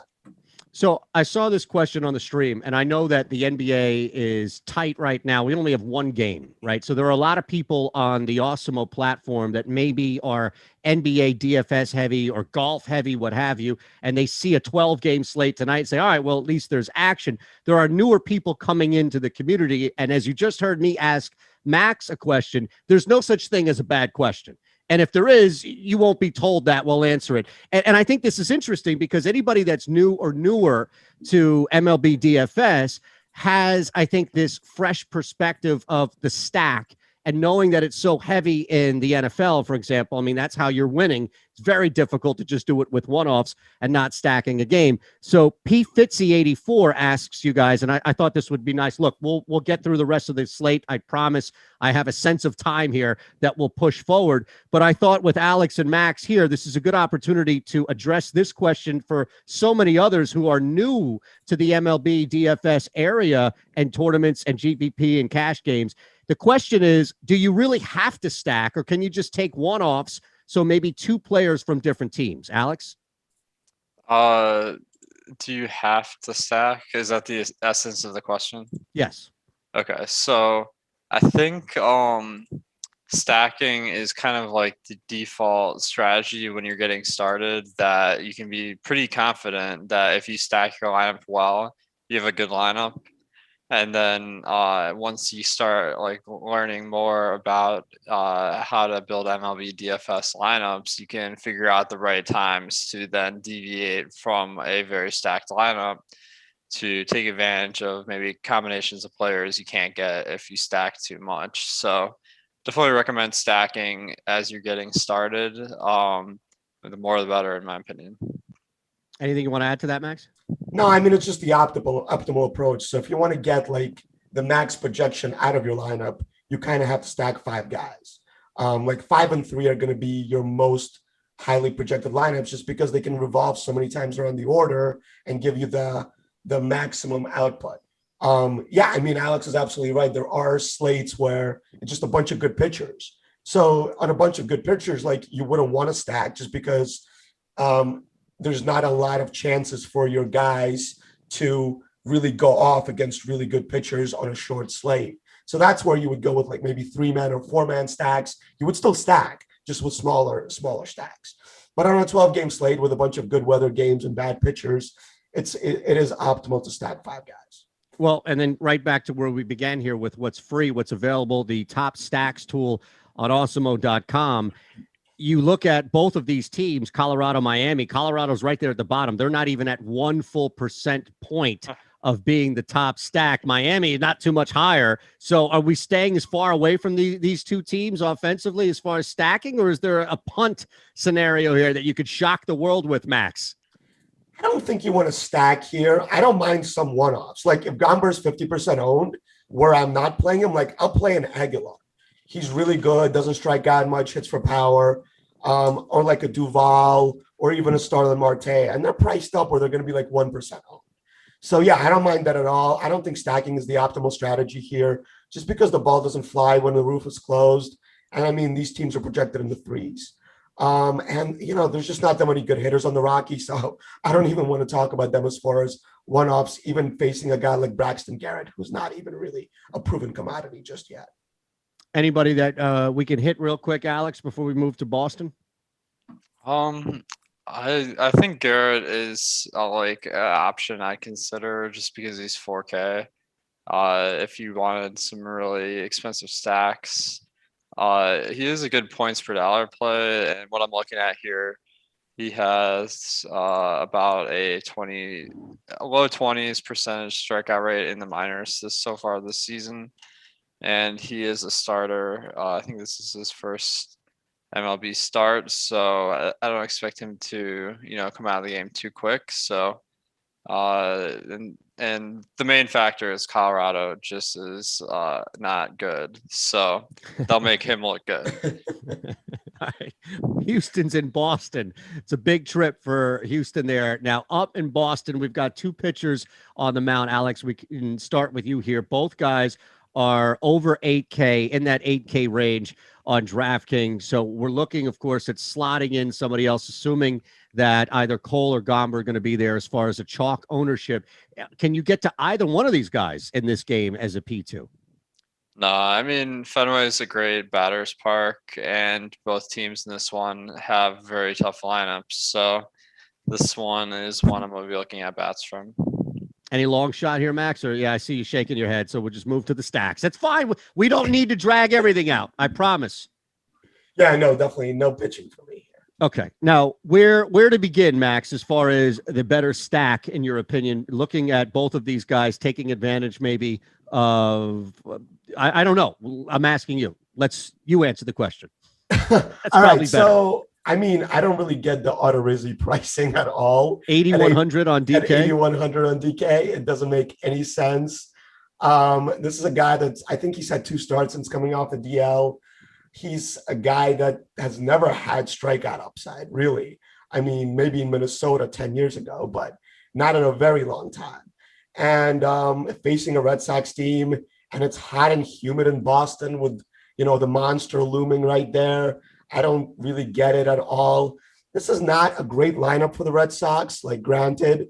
Yeah, I mean, I don't like Odorizzi. I think Red Sox make a perfect stack. They don't really strike out much. I like 1 through 5 here, I think, for sure. Santana's probably going to be a little bit over-owned, but the other guys are expensive enough where you're going to get them at lower ownership. So the Red Sox for me, for sure. And then Evaldi's never really a guy to stack against. Doesn't give up any power, really. Only 36% hard hits. It's mostly ground balls. Doesn't really strike anybody out or walk anybody either. So this is kind of like a stay away spot from him and Houston for me. Houston is a very, very good lineup. But I just never like stacking against this type of pitcher in Evaldi. Alex, I don't know if you share those concerns. If you do, then beyond putting it on a stack, can you get to a Santana? Can you get to a one-off in this scenario that may be able to mitigate the damage that Max laid out as far as the concerns in this game, stacking both of these teams? Well, I mean, this park is an amazing batter's park with the Green Monster and whatnot. Plus, the weather is pretty hot and humid, so I don't have any real concerns about stacking this one. And it doesn't look like the ownership is super high, but it seems to be kind of in line with what it should be based on our top stacks tools. So I think it's one that I'll have some decent exposure to, but I don't see it as a top option. Fair enough. Now, one-off, is there, as I mentioned, Santana, is there a name there that may jump out to either one of you guys before we look at another game in Tampa? I think Santana is a good one. Yeah.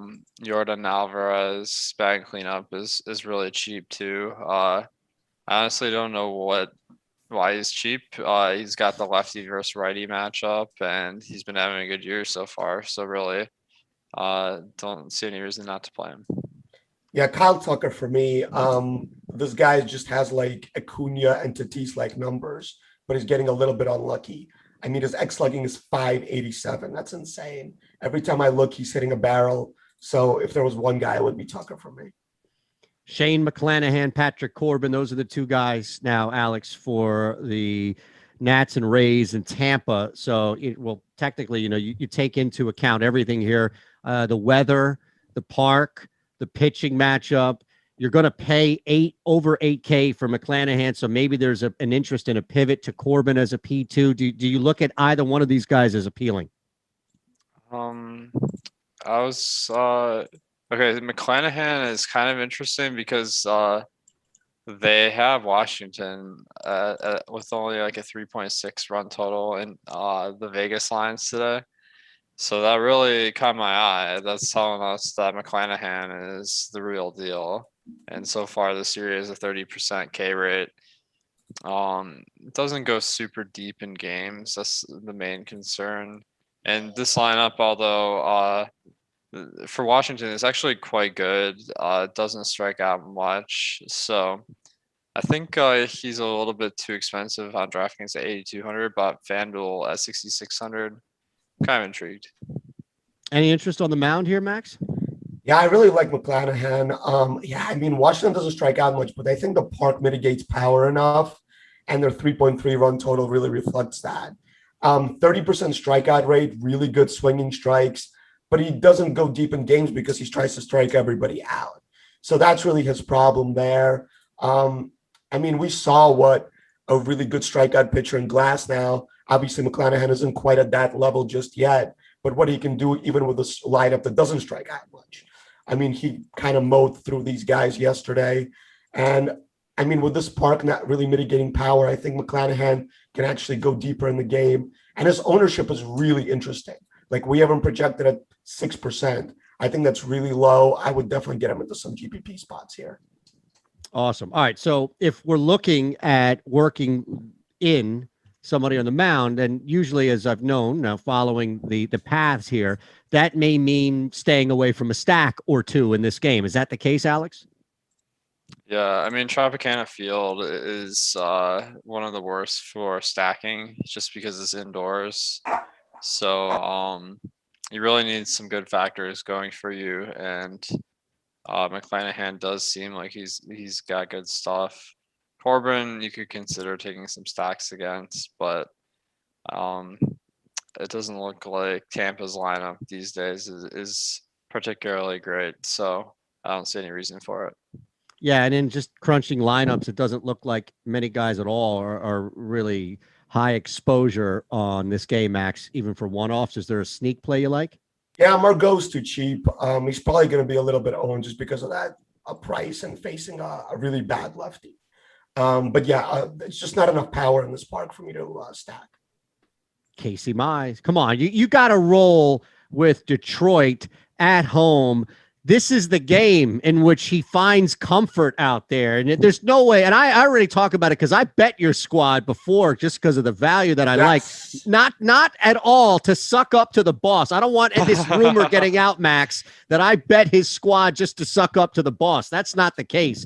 But I love Detroit in this game in real life as far as a bet is concerned. And again, go to OddsShopper for everything. 6,800, really 6,400 for flexing. I don't know if anybody would touch that, but is there an option here, at least with Detroit, Alex? Your squad, your man, your guy. Yeah, this game, it looks like everyone is just dirt cheap, and the ownership doesn't seem to be super high either. I guess based on what I'm looking at here, this is probably one of the games that you want to be overweight on and stack a lot. Now, Casey Mize, fading him will be your demise, but nice. Thanks. The weather is really hot in Detroit, 83. The matchup is just average for strikeouts, so I think he's a good value today, but I'm not going to go overboard. You're going to slide Mize in, Max? Yeah. Somebody needs to stop me from playing Mize and Gomber and just playing every 5K hitter, because that's what I'm doing. It's a great matchup. Seattle strikes out at 29%, bottom of the league. Mize has gotten really good. His last 3 starts, xFIPs all under 4. And he was facing the Yankees and the White Sox. So he struck out 7 Yankees, 6 White Sox. His plate discipline numbers look great. 19% swinging strikes against the White Sox. Throwing a bunch of pitches. This is a guy that comes with really good pedigree. I mean, I just think that Detroit wins this game. I wrote up the spot as well. I think they were like plus 150 Eytan. I would giving 1.5 runs. Yep. And couple that with Flexen just being terrible. I don't like that Haas isn't in the lineup here for Detroit. The guy just hits a home run every single game. So it's like a watered down lineup with Jake Rogers catching for Detroit, but there's a bunch of other guys here. Like Flexen is just so bad. I don't mind the Detroit stack if you want to fit into like 2 10K pitchers and get a Detroit stack. I kind of did that yesterday. Didn't fully work out. Detroit scored a little bit, but not enough. But yesterday with like Glasnow and Bieber, and today with Cole and Lynn, I think it makes sense to stack a team like Detroit against them. Yeah, they're super high. I mean, they're the highest top value percent on our free stacks tool today by 2 miles, Alex. Yet they're not they're not at the top of the high ownership as well. Yeah, that's something you rarely see in MLB DFS. Usually the really well-priced teams are extremely popular. It looks like that might not be the case, but definitely keep an eye on our ownership in this next run at 6 p.m. Eastern. So I'm a little surprised right now. We'll see if that holds. Lance Lynn. Now we get to the 10K mode on the slate. We still have Garrett Cole to factor in here, but at 10-4 on DK, you have Manoah just under 10K. So you're paying up for either, if not both of these guys and options. Alex, do you like either of these guys, especially if you know that Lynn is going to be slotted in there with assuming Gomber for you? So maybe you can make the pricing work. Yeah, I mean, Cole, pretty much every slate is a good spend up option, and this is no exception. Now, Minnesota is a tough matchup. So the fact that it's 90 degrees in Minneapolis today also really is a little bit scary. And I don't know how to factor in this pine tar stuff. I mean, I don't know how serious they're really going to be about this crackdown. So, I mean, maybe we'll have a better idea after today, but I don't know if I'm ready to really factor that in here. Max on the mound. Lynn? So we're talking about Cole or Lynn? Which No, Lynn. We're still Toronto and the White Sox. We're getting to that game. I promise. Okay. No. That's fine. Look, if you tell me that there's nothing of value with Toronto in Chicago tonight, I'm okay with that, and we can move on to the Yankees in Minnesota. Let's do it. No, I mean, we're going to talk about it because Lynn is going to be a really chalky pitcher, I think. And I think he's a direct pivot off of Cole. Yeah. Just because of the perceived really bad matchup against Toronto, right? But Toronto's only projected for 3.6 runs. They have all these righty power hitters.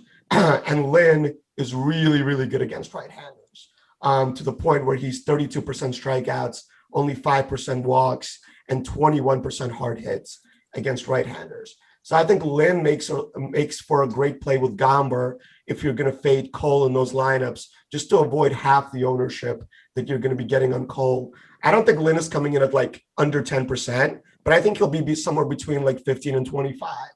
And that will be at least half of Cole. So I think Lynn makes sense in your GPP lineups with Gomber. I like that play. Toronto, obviously a really good offensive matchup, but we saw what happens yesterday. Like Rodon and what's his name? The other left-hander. This game was pretty much like a 1-1 game with a bunch of strikeouts until the 7th or 8th inning. So, I like Lynn here. I wouldn't touch any Toronto bats, maybe Rowdy Tellez. The guy is really, really good and you can get some leverage with him hitting in like the 8th spot at 3K. That's about it. Yeah, as far as the bats, I mean, the White Sox in Toronto kind of on the lower end of the stacks. Is there any bat or stack that you like in this game, Alex? I'm not really seeing much opportunity for stacking here. Now, Toronto has a really great team. So if they get past Lynn, like that could be interesting. The weather isn't bad here. It's humid and 70 degrees. So That could be an X factor stack for sure, where if they can get a lucky first few innings, they'll be set up for success. Now, one of two things is going to happen tonight, right? Garrett Cole is going to come out and completely shut everybody down from on the plate. The critics and everything else is going to have double-digit Ks through 4 innings, if that's even humanly possible, what he's going to do to everybody, right? Or he's going to get his ass blasted in the first 2.5 or 2/3 innings, in which you're going to see the ball fly out and everybody's going to be, see, he can't pitch without that crap on the baseball. But you can't not fade him, as we've said all around, at least a lot on FanDuel. So let's look at this. You laid out your thoughts on Cole earlier in comparison to Lynn, Alex. So Max, let's start with your guy here. Where is the trust factor in Garrett Cole from the Yankees fan? I don't think he's going to have any issues. I mean, this is a really watered down lineup for Minnesota. Like Ryan Jeffers batting 5th. Then you have Sanos, who's really not the same hitter he once was. Simmons doesn't strike out a lot, but Celestino's terrible, strikes out a bunch. I don't see how he has a really bad game. I mean, it is 92 degrees in Minnesota. This is like the 1 month in Minnesota that it's actually like livable conditions, and it's really, really hot. So I don't know how people live there. I mean, for me, Cole makes perfect sense. I have no problem with him, but he's going to be mega, mega chalk. So my Cole teams are actually going to be with Casey Mize, who I think is going to be under-owned today. We have him projected at only 7%. I think maybe that will rise a little bit, but I think if you're fading Gomber and playing Cole, Casey Mize makes a lot of sense. Looking at the offense here, Alex, I mean, I can't imagine that you're getting to anything on Minnesota, especially from a stack standpoint. Maybe there's a sneaky one-off with some value, but really, as far as the Yankees are concerned, taking advantage of Dubnyk, is that an opportunity now? Yeah, I think the Yankees, they're a good option on any slate, but especially today's slate because the temperature is so high in Minnesota, 90 degrees. And Dubnyk, I don't know if he's terrible, but I think we can assume he's not better than average. So I think the Yankees look like they got all factors working for them. And it doesn't look like they'll be super high owned either. Oh, take advantage of that. One off max or two for the Yankees? Dubnyk is not good, but he is very good against righties where it's like 60% ground balls and doesn't walk anybody. So, I mean, the Yankees can get to anybody, but they have 2 lefties in this lineup. And one of them is the ghost of Brett Gardner. I don't know why we're still playing this guy. We have millions of dollars. Just get an outfielder to replace this guy, for God's sake. But yeah, I don't know. Maybe Rougned Odor, 2.8K, fills a second base spot. That's the best I can do as a one-off from here. No worries. By no means.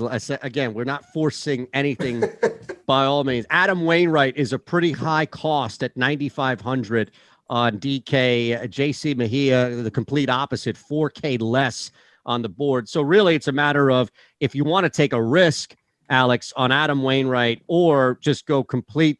Nobody's really, the contrarian for Mejia as a P2. Although it sounds like both of your guys' top 2 pitchers are pretty much locked in from this slate so far. Yeah, I think the slate overall is interesting because you got Gomber as kind of the best value. I find sometimes it's worth fading those guys actually and trying to find guys that aren't as good values that are lower owned. I'm not seeing anyone that I love from this game though. Wainwright. I'll start with Mejia, I guess. I don't think Mejia is going to go deep enough in games to really consider. I think his last start, he went 50 pitches. So crossing him right off the list. Wainwright's been solid this year, like 4.5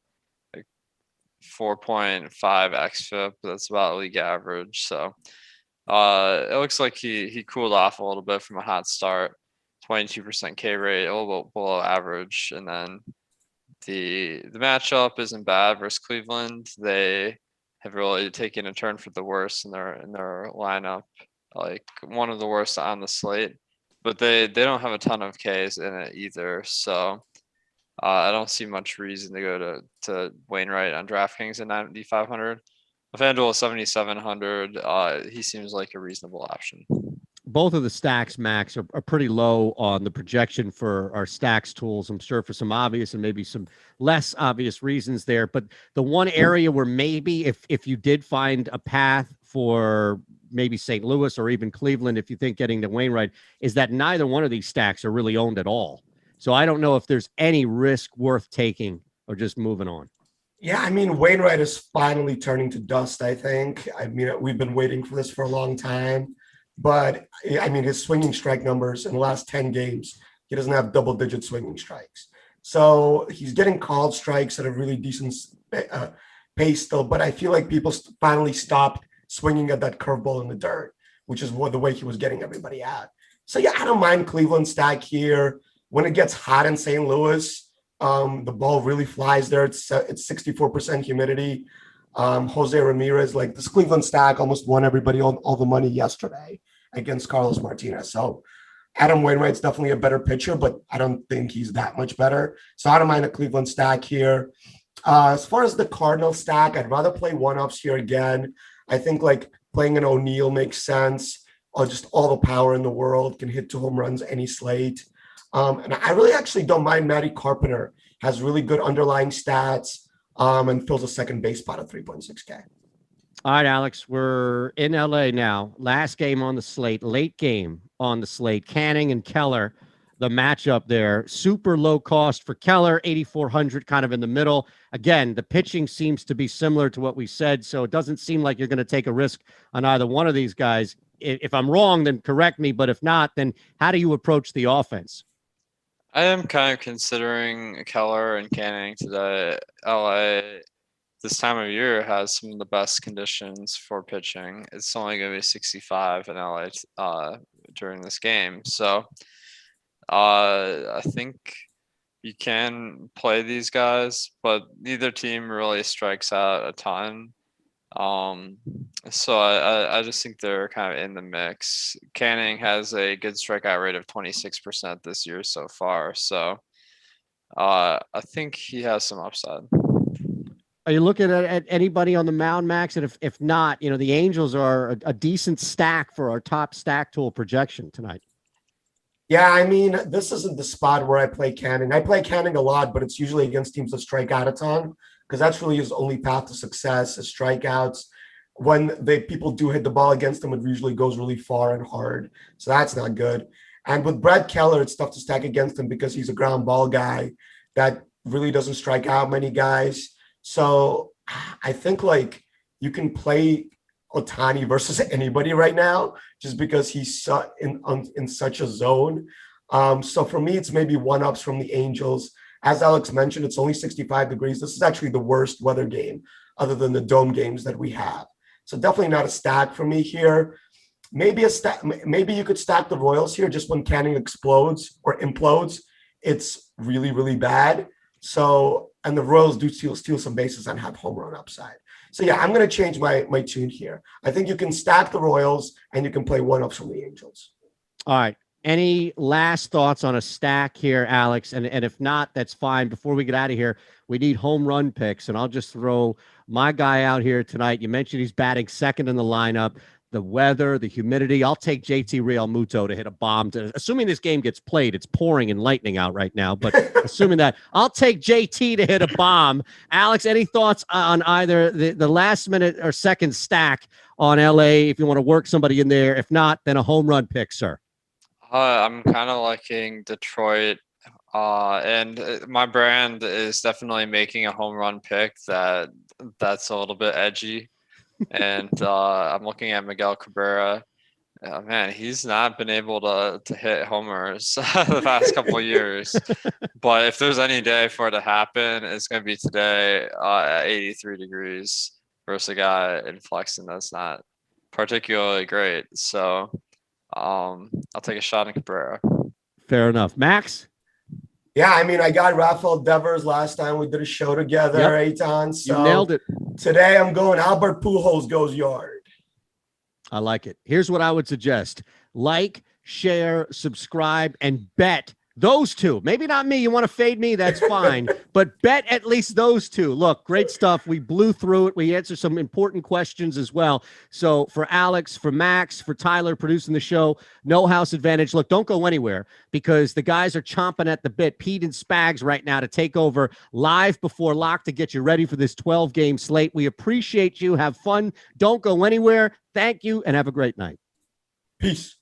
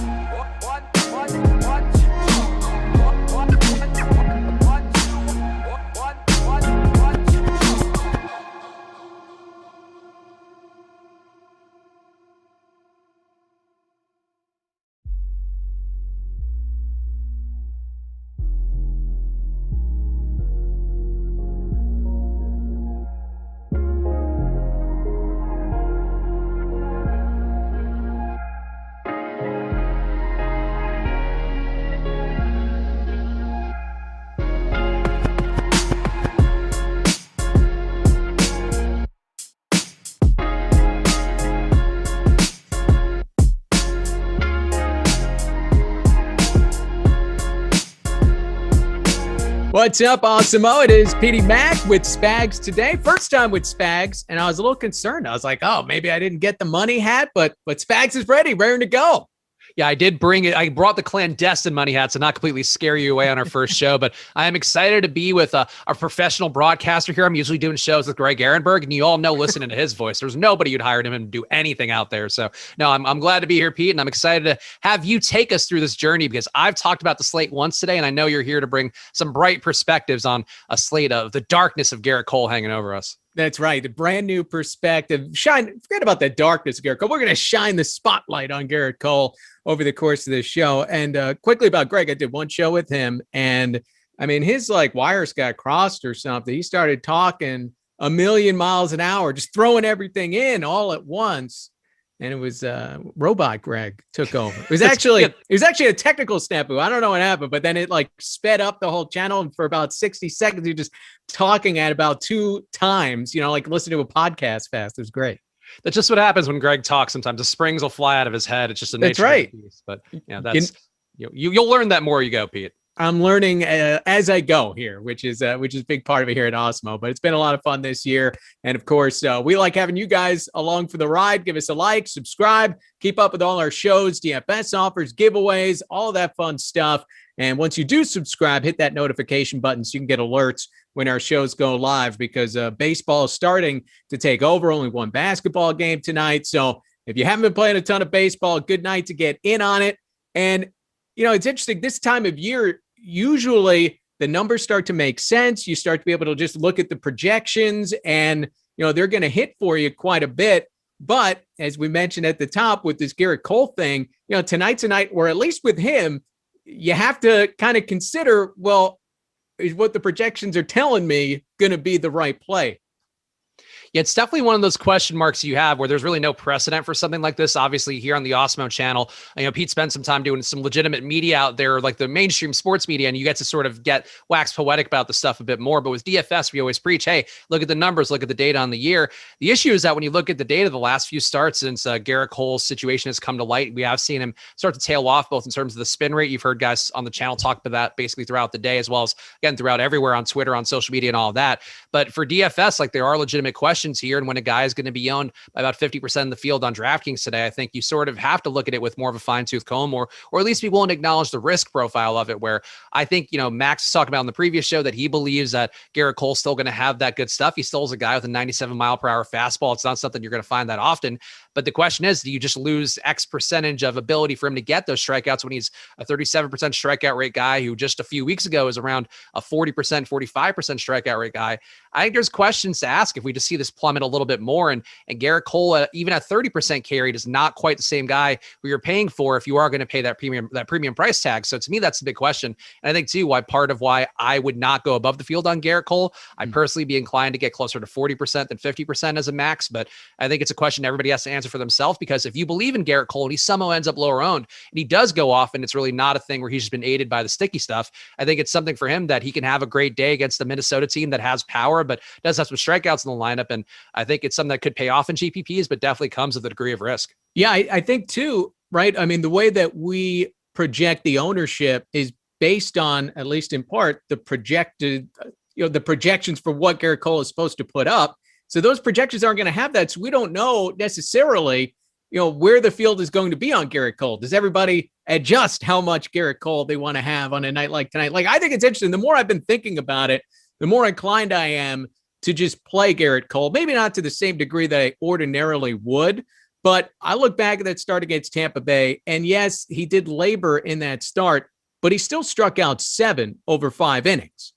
So I don't think you're going to see the strikeouts totally dry up on Garrett Cole. He's going to be a notch down from what he was, but you also have other pitchers that are dealing with the same thing. And what's nice about this show versus, let's say the mainstream, we don't have to moralize as to whether it's right or wrong. If Garrett Cole is using this stuff, whether, compare it to steroids, we don't care about any of that. It's just how effective would Garrett Cole be tonight against the Minnesota Twins? And at least we have one start where we can go back last week against Tampa Bay. And while he wasn't his usual great self, he's still certainly playable. And at least looking at DraftKings, I always feel like those top pitchers are undervalued in terms of, just the price tag that's put on them by DK. So I don't have a problem running a bunch of Garrett Cole out there tonight. Yeah, and I think it would be a fool's errand to just play none of them, because there is certainly the safety that you get with him, the potential to be there. And I think really, to me, the way to hedge, where if you're going to be with the field's 50% ownership, just get some twin stacks going the opposite way, because Cole is generally going to be a guy who does attack up in the strike zone a little bit more. You see that with his launch angle in the year of a 13-degree launch angle, which means he's generally given the ball a little more lift than some of the ground ball pitchers we'll talk about throughout the course of the slate. I think that's something where it does, increase the volatility. And I think, too, really the main issue with Gerrit Cole that I have, because I think Pete make a good point about the 7 strikeouts at 5 innings, but the issue for me is, does he get less effective overall, where he's already taken 4.2-ish pitches per plate appearance? That's on the higher end because he's chasing strikeouts every time out. If those strikeouts don't come as easy and you start seeing closer to 4.5, maybe even 5 pitches per plate appearance, then the pitch count doesn't become as valuable. So I think that's sort of the questions you have to ask here. If Minnesota does get guys on base, they do have a pretty good lineup in terms of walk rate guys. The first 4 hitters all around a 10% walk rate, so that's a pretty good number for them. There's some pathways for it to be bad, but I think that's the risk you take on in any MLB slate. And today it just happens to be one where you don't know. And as you were talking about, there's all about median outcomes. That's what a projection is. Half the time a guy's going to go over his median projection, half the time he's going to go under it. And today I would be inclined to think it's the better move to take him as though he's going to come in a little bit under it. But that's still a guy who's going to give you probably 20 fantasy points. And on this slate, you can probably find guys who have the higher ceiling, but just making overall lineup work. Gerrit Cole is going to be the best guy in more lineups than not.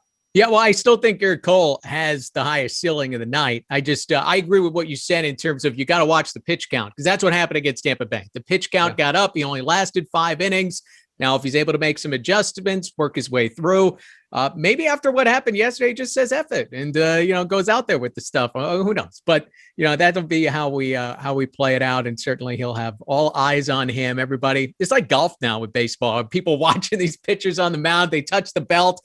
Better put it out on Twitter and see what happens, get the reaction going. I mean, it's like how the fans get involved. Like, oh, this guy's cheating. He's always touching his hat, always touching his belt, this, that, the other thing. It's also such a historically OCD sport that I think you could make the case like, oh, this guy just might legitimately have a touch of OCD, which has been a baseball thing forever. They don't step on the foul lines, like all those weird superstitions for them. So I guess in this case, it is because Gerrit Cole's hand might literally be stuck to various parts of his body at any given time. But definitely something to watch throughout the game and gives you a little bit of, I know today's a Jock Market show too. So I think that's one thing that we could segue to, where if you're playing on Jock Market and you're watching Gerrit Cole and those first few pitches for him attacking up in the zone and the guy's not biting at all, not being tricked by anything, I think that's one spot where maybe, you have the Gerrit Cole shares early and you sell them immediately if you see that eye test doesn't pass enough.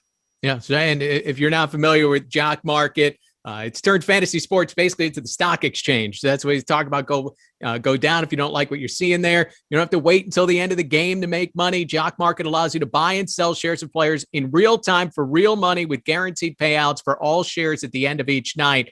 And with daily markets for NBA, baseball, NHL, PGA, you name it, you can make real money every hour, every minute, every second of any match or game. Use the pregame IPO to pick up shares of your favorite players, then buy, sell, or hold during the game based on your analysis. Download the app to get started and use our exclusive Awesemo promo code Awesemo for a $50 bonus on your first deposit. It's an exclusive offer only for the Awesemo community, so make sure to take advantage of it today. It's a very complex promo code, so make sure you write it down. Awesemo, AWESEMO. There you go, for a $50 bonus there. So let's look elsewhere. If you are, say, someone who's going to pivot off of Gerrit Cole and say, you know what, I don't want to mess with this. I don't like uncertainty. I don't like anything like this.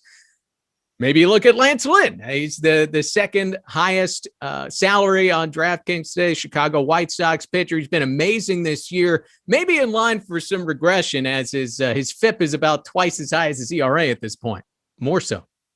Yeah, I would say you could make that case. The thing for me is for guys who are going to be around a 4 FIP or XFIP is where he's at on the year, 4.1 XFIP. So that's the expected outcome of independent of fielding and all that. I think for this spot, though, going against Toronto, like you're taking on some risk. It's not the picture perfect matchup you would want as sort of the pivot point to Gerrit Cole. But you look at those prop markets that you can get out there on OddsShopper, and you'll see that Lance Lynn in some markets is at a 7.5 strikeout over under. Gerrit Cole also at a 7.5 strikeout over under in a lot of the markets. So if the prop betting markets are seeing these guys is basically even, I don't mind taking that leap. I do think Toronto comes with some risk. They have a 186 ISO on the year against right-hand pitching. Lance Lynn, certainly a guy who gives up a pretty high launch angle. A 20-degree launch angle means he's basically begging to get home runs given up off of him. But if the guys are going to miss bats pretty well, and that's the one thing Lance Lynn's done fairly well in the year, not quite at the level of a Gerrit Cole or, a pre-stickiness or I guess post-stick, whatever it would be, a mid-stickiness Gerrit Cole. He's not quite there in terms of swinging strike rate and chase rate, but a 12.6% swing strike rate, 31% chase rate. These are are good numbers and good numbers relative to the slate. So I'm with you. I think Lance Cole, you look at the Vegas total as well, 3.5 implied runs. It seems like all the signs are there for Lance Lynn. And I think there is a little bit of risk you're taking on, again, just given that he's facing a power team. And he's a guy who does give up sort of the perfect setup with launch angle to give up that power. But if he misses those bats and these guys just run cold and do give them a few strikeouts, I think it's possible for Lance Lynn to be right there for Garrett Cole and at a cheaper price tag too. So I'm willing to be there, though the field now is kind of sharpened up enough where he's projected for 25% ownership. That does look a little bit over-owned according to the top pitchers tool, but still a play to me where 20 to 25% of him, I think you're absorbing then enough risk with Garrett Cole where if you're playing Cole at 40%, at least you have that pivot point at similar price points to get some of the comparable lineups in that you would have had with Garrett Cole. I'm still getting used to a world where we're talking about Garrett Cole and Lance Lynn in the same bucket here. But Lynn has been that good this year, at least 9 points DraftKings wise in every start this year. 7 times he's gone over 20, and has peaked out at 48 plus. So that's a guy that you have some upside, consistency, the whole thing, what you're looking for. And this matchup, he'll be up against the young guy Alek Manoah, who's been impressive for Toronto. He's a pretty good prospect, 2 major league starts, 12 strikeouts and 9 1/3. Kind of blasted his way onto the scene, shutting down the Yankees. Wasn't as successful as last time against Miami, though he was playable in that start. And as we saw, look, it's a tough matchup against the Chicago White Sox, but Robbie Ray made it work last night. Yeah, I don't really want to buy in at Manoah at this price tag. I think if he were closer to the 8K-ish range that he was before with his first couple starts, I think came up in that second one, the one that he didn't pay off, but the first one, that was where he was. And I think that's where you'd like to see him be, because I have some concerns about overall just the power that he's given up in terms of the profile of 14% barrel ball rate, a 17-degree launch angle. Those are not great numbers for a guy who is going to get strikeouts, but we have a White Sox team who has a lot of power really across the board. You go through that confirmed lineup, Yoan Moncada stands out for sure, Jose Abreu. Middle of the order, like if he could survive those guys and get to the Andrew Vaughn part of the lineup, he's going to find some easier strikeouts and going to find guys who really can't make him hurt for power. But I think this is a spot to me, 9,700. You are absorbing both the risk of that price as well as a guy with just a limited profile. And he was great in the minors, but I don't know that I'd want to be there that heavy. I think the options are there for you to go cheaper and to go substantially cheaper. I think that's the spot where it is for me, where if I'm not getting one of the studs, one of the super high price studs, the guys like Lance Lynn or Garrett Cole, I think just going cheap is the move today more than not. And just being able to spread the ownership around in a way that I think makes it tough to get to Manoah when he's just basically priced like he's a stud and without the track record to back it out.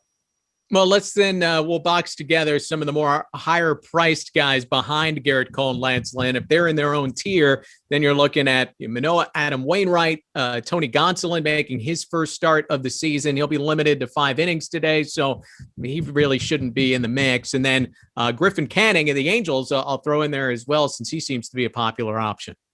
Yes, to me, the move, and I get the Griffin Canning thing. He's been popular a lot recently, and I sort of get it given the fact that he's been a guy around a 26% strikeout rate. I'm actually just pulling up his numbers now. But Griffin Canning on the year, the 26% strikeout rate does come with a high walk rate, an 11% walk rate, just shy of that 10.5%. So we're rounding up to 11. But Griffin Canning, to me, I think going against a Royals team that doesn't naturally offer up a bunch of strikeouts, just a 22.5% K rate on the year, their lineup that they're going to have in today, or have projected to have in today, is also around that same range.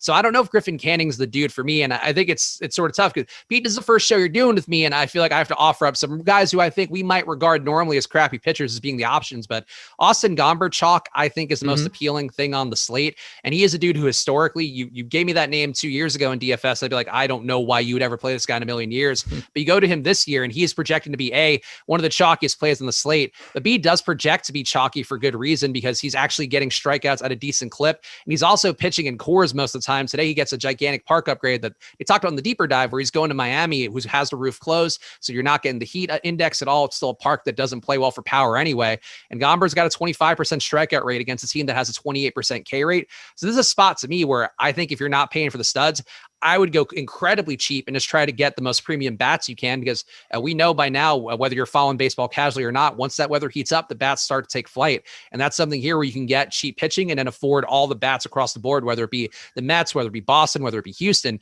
I think that's something that appeals to me, just getting completely different for the lineups where I don't have one of the stud pitchers in Landon Cole, and just taking guys like Gomber and maybe one or two other guys who are cheap and just hoping those guys can maybe get there. And the top studs really just don't pan out enough. I just hate how popular Gomber is tonight. I mean, you're looking at almost 41% ownership estimated right now on DraftKings by Awesemo. So I mean, the field is on Austin Gomber tonight, and the pitching can't be predictable. It's a good spot. All those things. His price tag's at 6,000 on DraftKings. I could see the allure, but look, you got to take a stand every once in a while. And to me, I'll take a stand that Austin Gomber isn't going to go out there and strike out 7 and be great. And then you hope that the high priced stacks that people are trying to get to don't hit. But I ended up not with any Gomber in my lineups because I like to mess around with the ownership, probably too much, but play around with that. And I tend to, those value chalk pitchers, I tend to stay away from.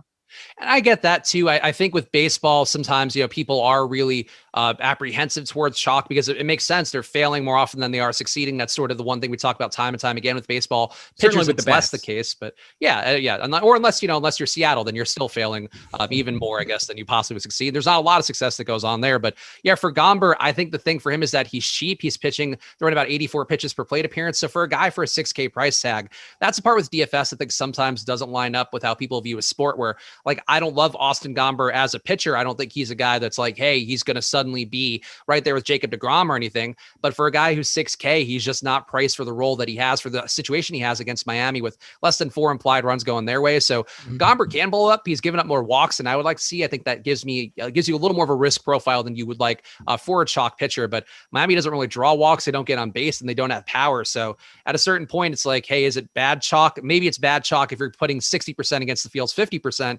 But if you're putting 33% against the field's 40%, I think it's still you're coming under, but you're not really fading in the way that people might, where you're just not playing Gomber entirely. Yeah, I'm not going to kill people for making that move, and it's not about Gomber necessarily. But if I'm looking at, let's say, Gomber versus Casey Mize, and Mize, all right, you're paying a little bit more. He's up to 6,800 on DraftKings. Yeah, Mize has done a really nice job for the Detroit Tigers this year. Gets a good spot against the Seattle Mariners team that's already been no hit twice. I mean, all right, fine. Jared Kelnick's back down in the minors, and he had been a 0 over the case this year. Not a major upside guy who strikes out a ton, but I think that is a comparable spot for someone like Mize there. And just looking at the pitchers tool, I mean, you're looking at under 10% ownership on Mize versus, as much as you have on Gomber there. So I'm intrigued by Mize. Are there another value pitcher or two you're keeping an eye on tonight? So Mize is the one that I was thinking of here, where I do think there's pathways for you to play Mize and Gomber together. And I know that's not when you're playing MLB DFS, you don't have the dream for the day of, hey, I'm going to play Austin Gomber and Casey Mize together, and it's going to be so much fun.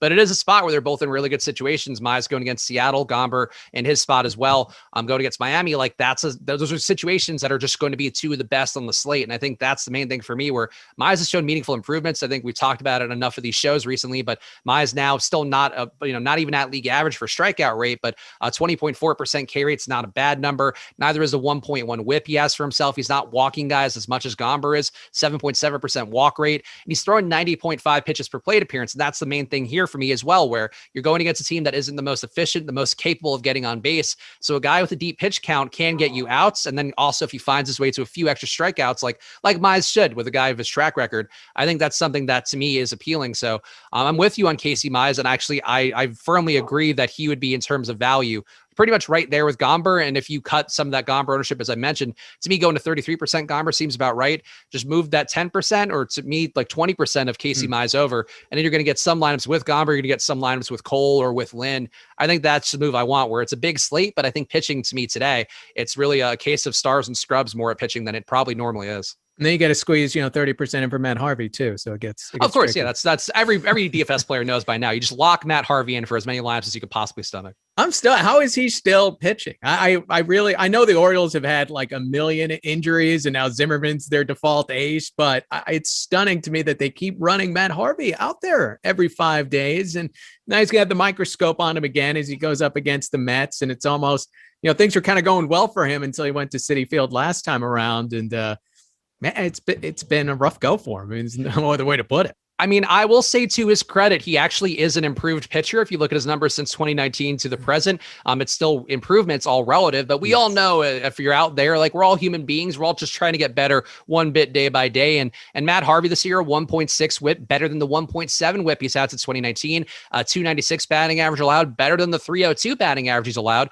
And we actually have seen him have at least one usable fantasy day, that one against the Yankees, where they were uber chalk and then didn't pay off. But as we talk about again, a lot of these shows, as whether he heats up. Guys like Matt Harvey, who've kind of survived through just sheer grit and, duct tape, basically, maybe literally in his case to hold the ball, but also, just in general, just guys getting through by my moxie. Like, you can do that more when it's cold out. When it's hot out and you are pitching in Baltimore's park for the majority of the time, you are going to get knocked around a lot. So in this spot, I know we're going to talk about stacks more in the second half, but the Mets are a stack that'll be decently owned, and I think they should be. And they also are playing in Baltimore, going against Matt Harvey in a park that has 70% humidity, is over 80 degrees. All these things are going to lead to guys like Matt Harvey having much worse days and probably regressing back to the slightly worse version of himself that he's been since 2019. And I could tell you, it's definitely heating up. I mean, look, I'm here in North Carolina, so it's the South. It's a little hotter, but I walked my daughter around the neighborhood full about just dripping sweat. So I got dried sweat all over me as I do the show. Yes, it's getting hot. It's getting humid. That means the ball's going to start flying out. And, maybe we don't have another 6 no-hitters over the course of the second half of the season. One other name I'm going to throw out at you, and I'll be honest with you, I don't know who he is. And I did my prep earlier in the afternoon, and so I didn't know he was starting for Miami. But Braxton Garrett, is there anything to this? Just kind of guy gets thrown out there today? So he's a guy that's cheap enough, and this is something that Awesemo himself, Alex, has talked about a good amount. Some of our deeper dive shows this year, where sometimes a guy who has a cheap enough price point, and he's probably not priced for the player that he's going to be. He's just a guy that they didn't know was going to be pitching today, or just a guy that they didn't know would be available. Whatever the case may be, he's 4K on DraftKings. On FanDuel, you're usually not going to play a guy like this because you only have the one pitcher option, and you can usually find your ways enough to get the bats you need to get to on FanDuel. On DraftKings, though, I would agree going against Colorado, to me, he's not quite as appealing as Casey Mize and Austin Gomber, but he fits the sort of thesis of that play, that getting cheap at pitcher for at least one spot can be a way to get you a lot of quality bats and probably one other stud pitcher. So in this spot, Garrett's to me been a not impressive guy. His minor numbers, I think, was a 25% K rate. This year, he's been at a 15% K rate and only faced 13 batters so far. Since last year, he's at a 21% K rate. So basically, like a league average guy is what we've seen so far, but a 4K league average guy who also, to me, does seem to keep the launch angle down. Very limited sample size, only that 47 batters since last year, but a 2.5 degree launch angle means he's basically a ground ball guy. So if he can keep being a ground ball guy against a bad Colorado team, I think he's a decent enough play. The field's going to be there 11%. I'd find it hard to get a lot more than that. But to me, that fits the thesis, though. Let's get a cheap pitcher in there and just hope that you can outperform guys like Adam Wainwright at 9,400. Like, I just don't like that play at all. And I'd rather go with a guy who I don't even know. I'd rather go with the devil I don't know in those kind of situations. Well, look at it. I mean, look, forget about being a league average major leaguer. If he's a league average AAA pitcher and he's going up against the Rockies in Miami, it's playable at 4,000. Yeah, you sometimes just need a guy who's going to be out there getting some sort of pitches thrown to the mix. And there have been slates where openers have won. I'm not necessarily saying that's going to be the case here. Like, I probably wouldn't play Mejia today because I think that's a situation where he's cheap, but also he's not going to be pitching anywhere near enough. But Garrett's pitched, and he should be relatively stretched out compared to whatever he's going to be. He's had 51 pitches in his one appearance this year. So if he gets you to 70, 75 and luck boxes a few strikeouts or just gets a ton of early ground balls, there's a pathway to be useful. And I think that's something I talked about yesterday with Antonio Senzatella, who was a dude that like nobody likes to play, but he was playing against Miami and just got ground ball after ground ball after ground ball. That's the kind of spot you could see exactly the same way today, but going the other way. And that's something that I think is realistic at a 4K price tag. Dude, sometimes you just got to pinch your nose and make it happen and hope the offense carries you with some of these things, like those are the games that you don't watch when you have the pitchers like 5,000 and you're like, you know what? I have no faith in him at all. Just don't monitor that game at all and look it up later because it probably won't be fun, but hey, sometimes they survive 6 innings and then you're off and running. If you have any pitching questions, you can get into the chat on YouTube, throw them out there and we'll try to hit 1 or 2 of them. And then we're going to get into the stacks.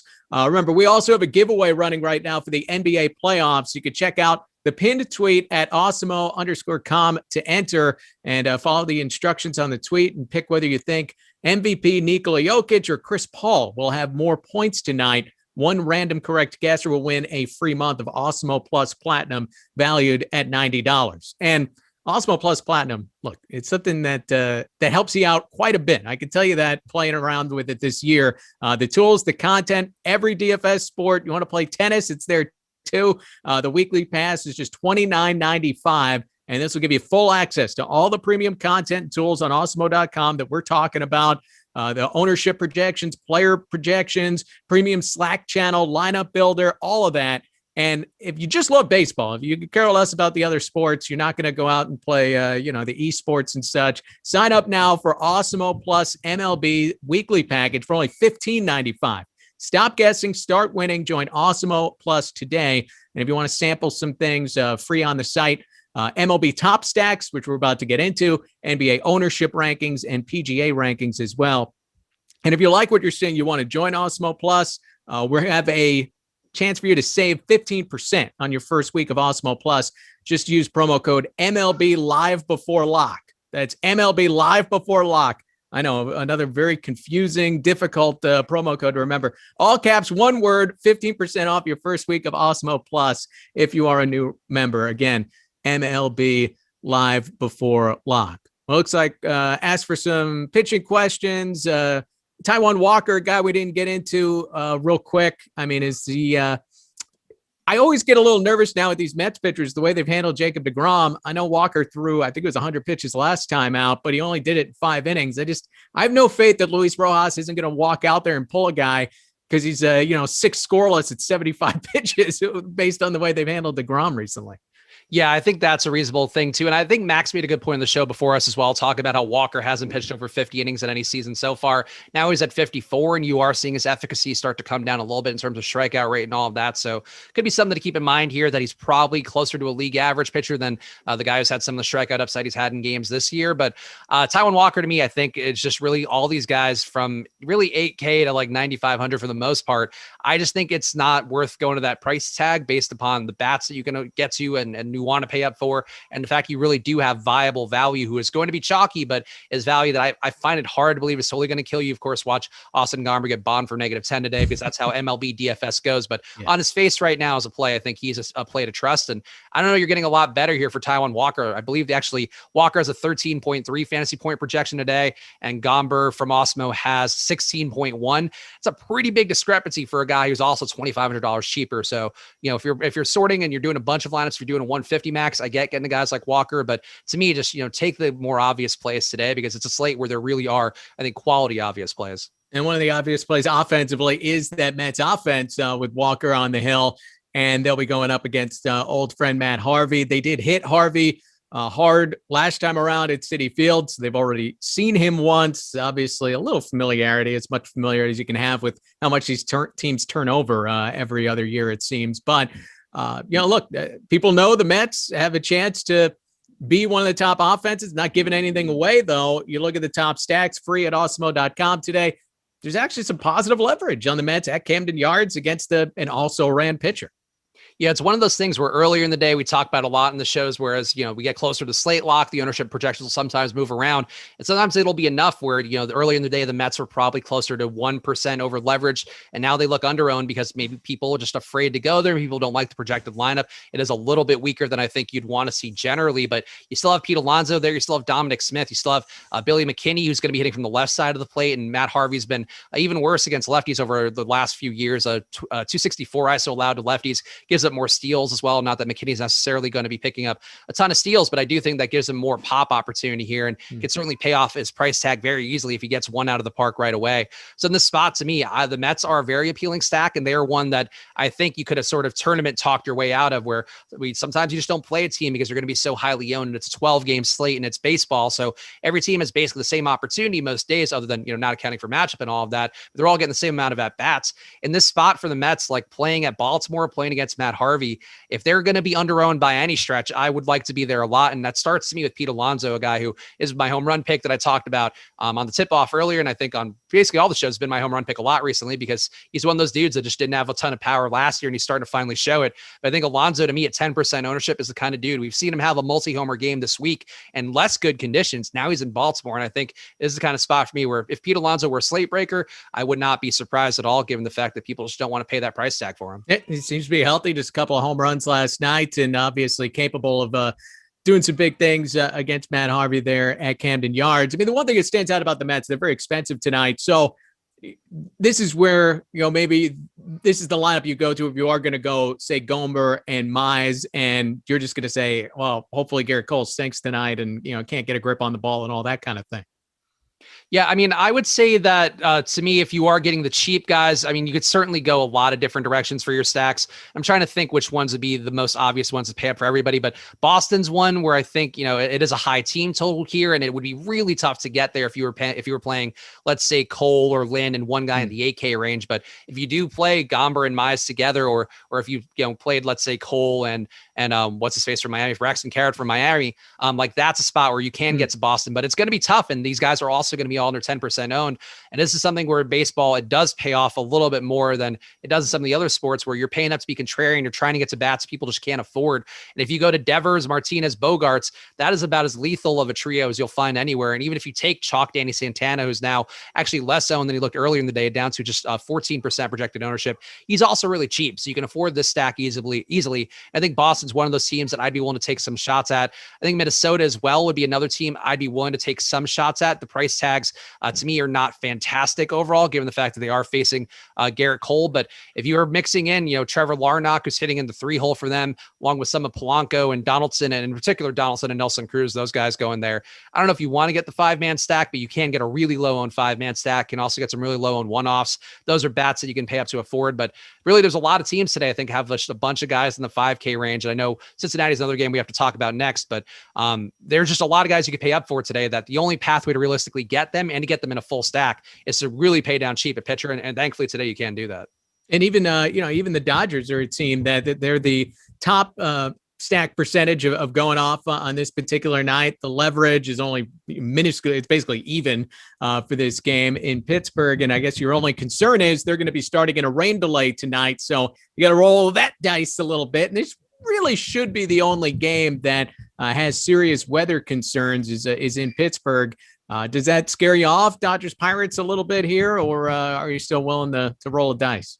I think I'd be willing to be there. And normally if it's games that are not in red on the weather, things that we're all looking at, across the industry, I think for the most part, I'm willing to be there. And then, you have to be willing to pivot. Obviously, same thing we've done all year long with NBA. You do have to have that same mindset for MLB where you're paying attention for the lineups last minute and you are paying attention for the postponement chances here. And our boy News God will always post those in the Slack when they come through, but it is something to keep in mind in general. And part of that Awesemo Plus offering that you're going to see it on social media, but if you set your alerts on Slack, you'll know basically the second that it hits from our guys. We're tracking that all day long, but I'd be willing to take on the risk here because, the other thing too with weather where it is a rainy-ish day is that the humidity is going to be even higher in the spots. We're already projected to be 70% humidity for this game of the Dodgers going into Pittsburgh, and going against Tyler Anderson, another guy who just gives up a high barrel ball rate, 11%, and also a high launch angle for a team like the Dodgers who are just full of professional hitters who also have those kind of long looping swings. There's real potential here to be good. And I think to me, it's all going to be relative to your risk. If you wanted to cut the ownership a little bit to get less Dodgers and the chance that game, gets postponed and ends up entirely delayed, I think that's something you can do, but I would be afraid to not have any of them because I think they, like you're hitting at, Pete, like they are a team that has a really high chance of being a top stack. And going against Tyler Anderson, like they could very well tee off on him, and it's not a bad bullpen behind him, but we know the Dodgers, if they do enough damage in 4 or 5 innings, you might not be able to dig out of it no matter how big the slate is. And you think Dodgers and you think, it's going to be too expensive, all these big names that they have. Albert Pujols, 3,100. All right, fine, it's Pujols, but AJ Pollock is 3,100. Usually you get down to Lux in the 8th spot. He's sitting there at 3,600 tonight. Like, you don't have to, just have a bunch of 5,000 guys in the middle of that lineup. That's a lineup that could beat you all the way through top to bottom. We've seen it over the course of the last few weeks. Yeah, Gavin Lux, I feel like normally a guy that I'd prefer in a lefty right, he's going against a right-handed pitcher. He's not really good against lefties, but the fact that he's starting against a lefty makes me think that he's not likely to get the hook and to probably see whatever righty comes out of the bullpen.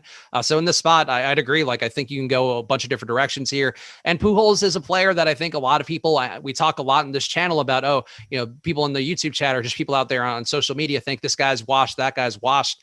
Like, Albert Pujols might be washed, but he's still a dude who's had a 253 ISO for the last few years against lefty pitching. And who knows what other things, who knows if he's getting into Garrett Cole secret stuff in any case, and maybe just mainlining that in a given turn just to stay strong every day. But Pujols in the spot hitting cleanup for a Dodgers team that's going to have dudes who get on base. Like, there's high potential for him at 3,100. So I'm with you. Like, I think the stack, maybe not one you need to actually even have the value pitchers to get to, but one that I think is worthwhile regardless of any weather concerns.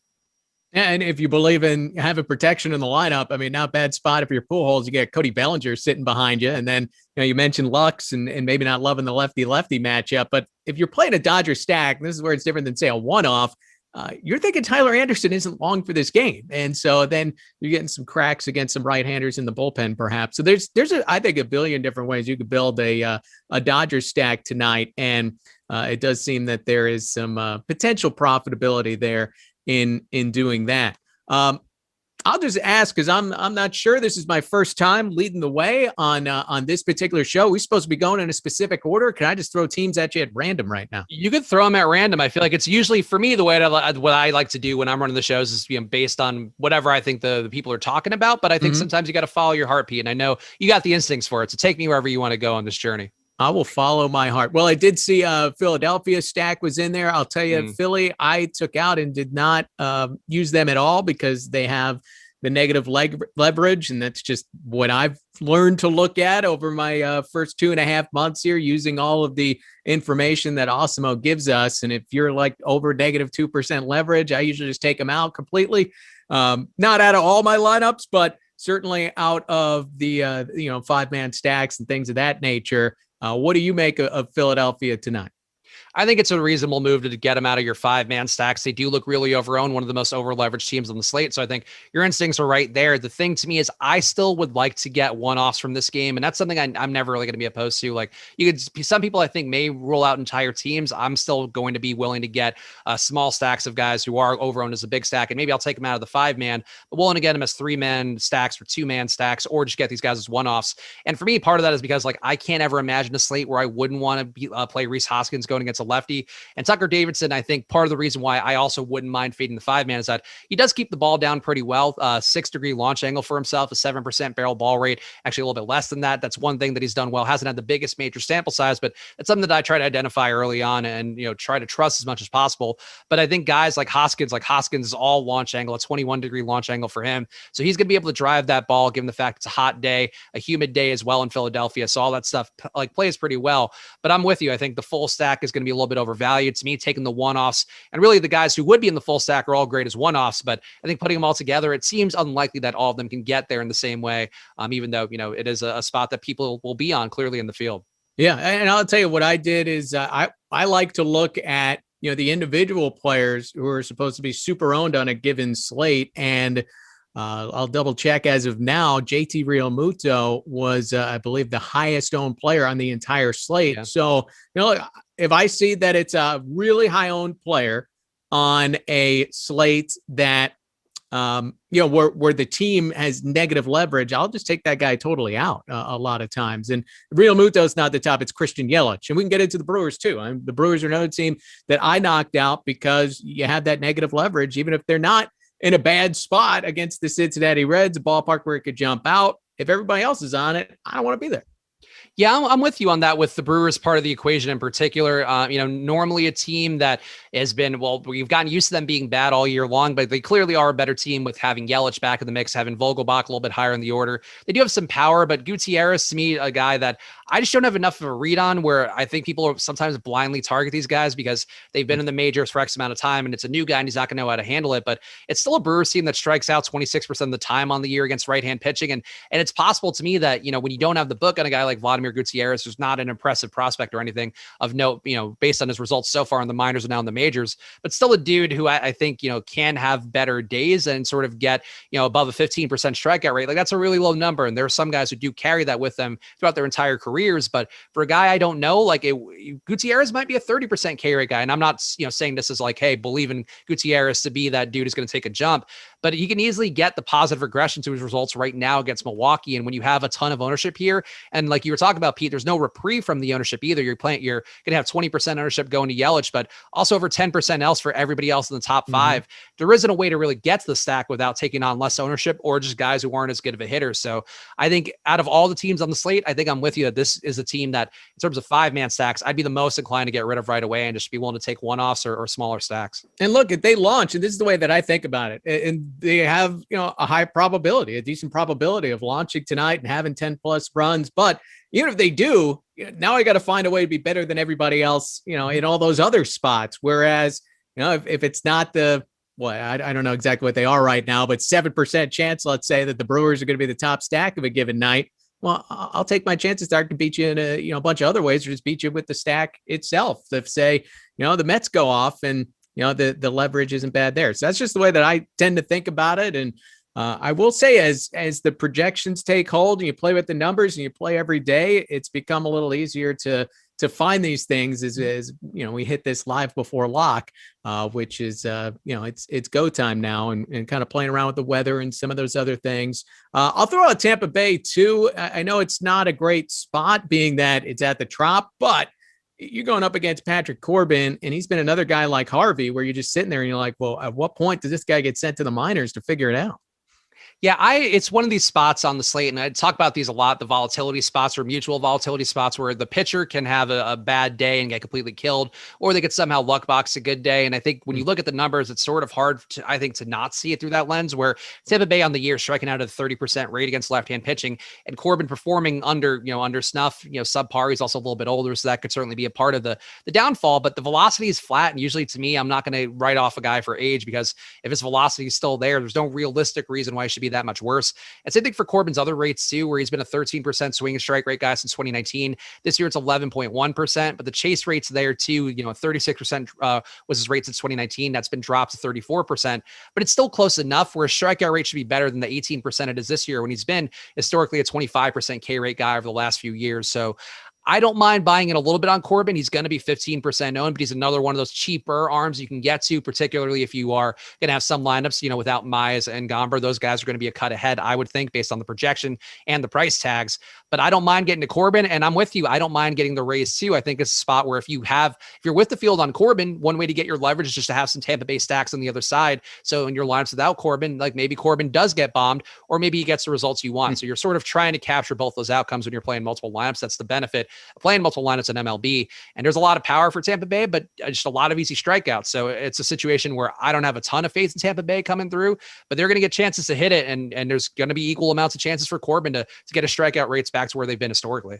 It makes it a lot more fun too, playing multiple lineups Major League Baseball, because when you throw that one lineup out there, you could be dead by 7:45. You have a pitcher you could be done by 7:20 if you have a pitcher absolutely blow up in the first inning. But look, if you play multiple lineups, you're going to have some games that you care about later on in the night. Whereas, other sports, and I'll just throw out the NBA Showdowns, we've been playing some of that, and it's like chaotic if you have multiple lineups. There's too much happening. I don't know who to root for until like the last few minutes of the game. And then it's like, all right, I need this guy to get some points to try to catch up.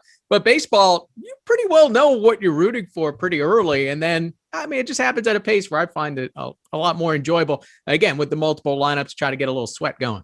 And I would say, too, with baseball, the luxury that you have is that because it's an outcome-based sport, you're directly leveraging against yourself. Whereas in basketball, there's going to be some days where Devin Booker tonight on the Showdown, he underperforms and Chris Paul plays better. And then Chris Paul playing better makes it better for guys like Mikal Bridges and Jay Crowder and all of that. But you're sort of, relying on different dominoes. Whereas for baseball, the dominoes directly affected on either side, where if the pitcher is good, then you have lineups that are going to have that outcome. If the pitcher is bad, then you're going to have lineups that have that outcome, or as best you can. Obviously, you're not going to load up on a stack that you're going against a pitcher that has some ownership. But I think that's something sometimes people miss in baseball, because we're so used to being like, hey, what's the picks? What's the thing? What's the best stack and all of that? But because baseball's got such varying outcomes, you can play both sides and just target, hey, this is a volatility spot. I want both sides of this, and to try to get that into my portfolio, and it'll drop the ownership product if you're playing raised stacks. And if Corbin ends up lower owned than we're projecting right now, that could also be one way to get less ownership overall to your lineup at pitcher.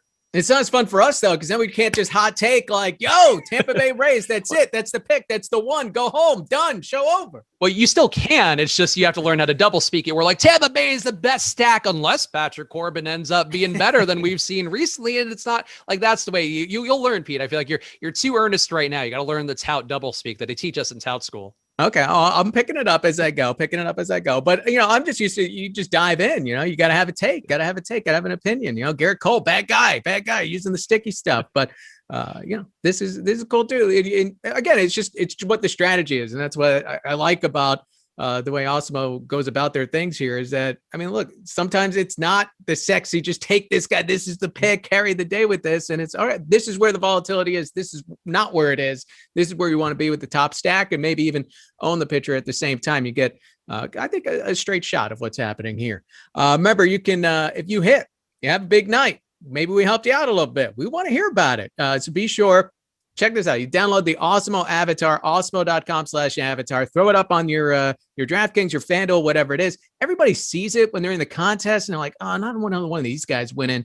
And you intimidate them. You just ruin their nights right then and there. And if you place in the top 3 of a contest with over 5,000 contestants, you tweet at Awesemo HOF, you get a free month of Awesemo Plus Platinum. So it's an easy thing to do. Like I said, it scares everyone off. They don't like you. You're part of the crew, and you get it done. Yeah. I mean, look, it's a lot of fun. I think for me, I actually hadn't updated my avatar. And then when I had a 50K win on DraftKings the other week, if some people actually were astute enough to notice that my lineup screenshot had my old avatar and then my winning screenshot had the Awesemo one because I switched it mid-flight because I was like, oh, fuck, I got to make sure to get this in before because I got to make sure to plug the brand like in the one moment of glory I have. But it is fun like to see the avatar being up. I feel like to me, something that I didn't feel like I had even earned, even though doing shows here for X amount of years until I actually had a decent win. But it is like being a part of a team. It's like being a part of like an MMA camp, but a much dorkier version. Obviously, we're not here with tribal tats actually doing damage to each other, but we're debating the merits of Patrick Corbin, and that's MMA in its own right. It's a fight every single day to stay profitable. But yeah, put on the avatar and finish in the top 3 of a tournament of 5,000 people or more, and you can win a free month of Awesemo Plus. How could you complain about that? Should I not have gotten the tribal tat? I mean, you can get it because clearly you're going to pull it off as best you can. Everybody in North Carolina knows, watch out for Petey Mac with that tribal tat. He's like a young Goldberg out there. He's going to spear somebody at any moment. Yes, all true. And this is how, you join the community when you join Awesemo Plus. And it's not just tools and projections. You get tribal tattoos, you throw up avatars, the whole 9 yards.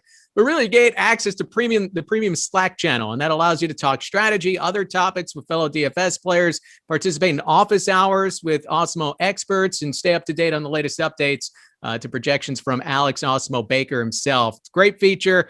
Our subscribers love it, and an added perk to any Awesemo Plus package. We got a few minutes here. Let's any other stacks they're jumping out at you? I'll look at what my top stacks are. My top stack I know is the Mets, and we covered them. Anybody else jumping out to you?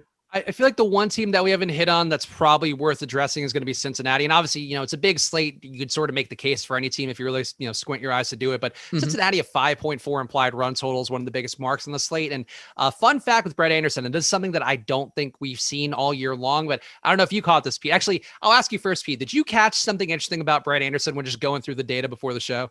No. So the fun fact about Brett Anderson, according to the top pitchers tool, which is one of the things we talk about, much like the top stacks tool, it grades the potential for a pitcher to be in the top 2 on DraftKings or the number 1 overall pitcher on FanDuel.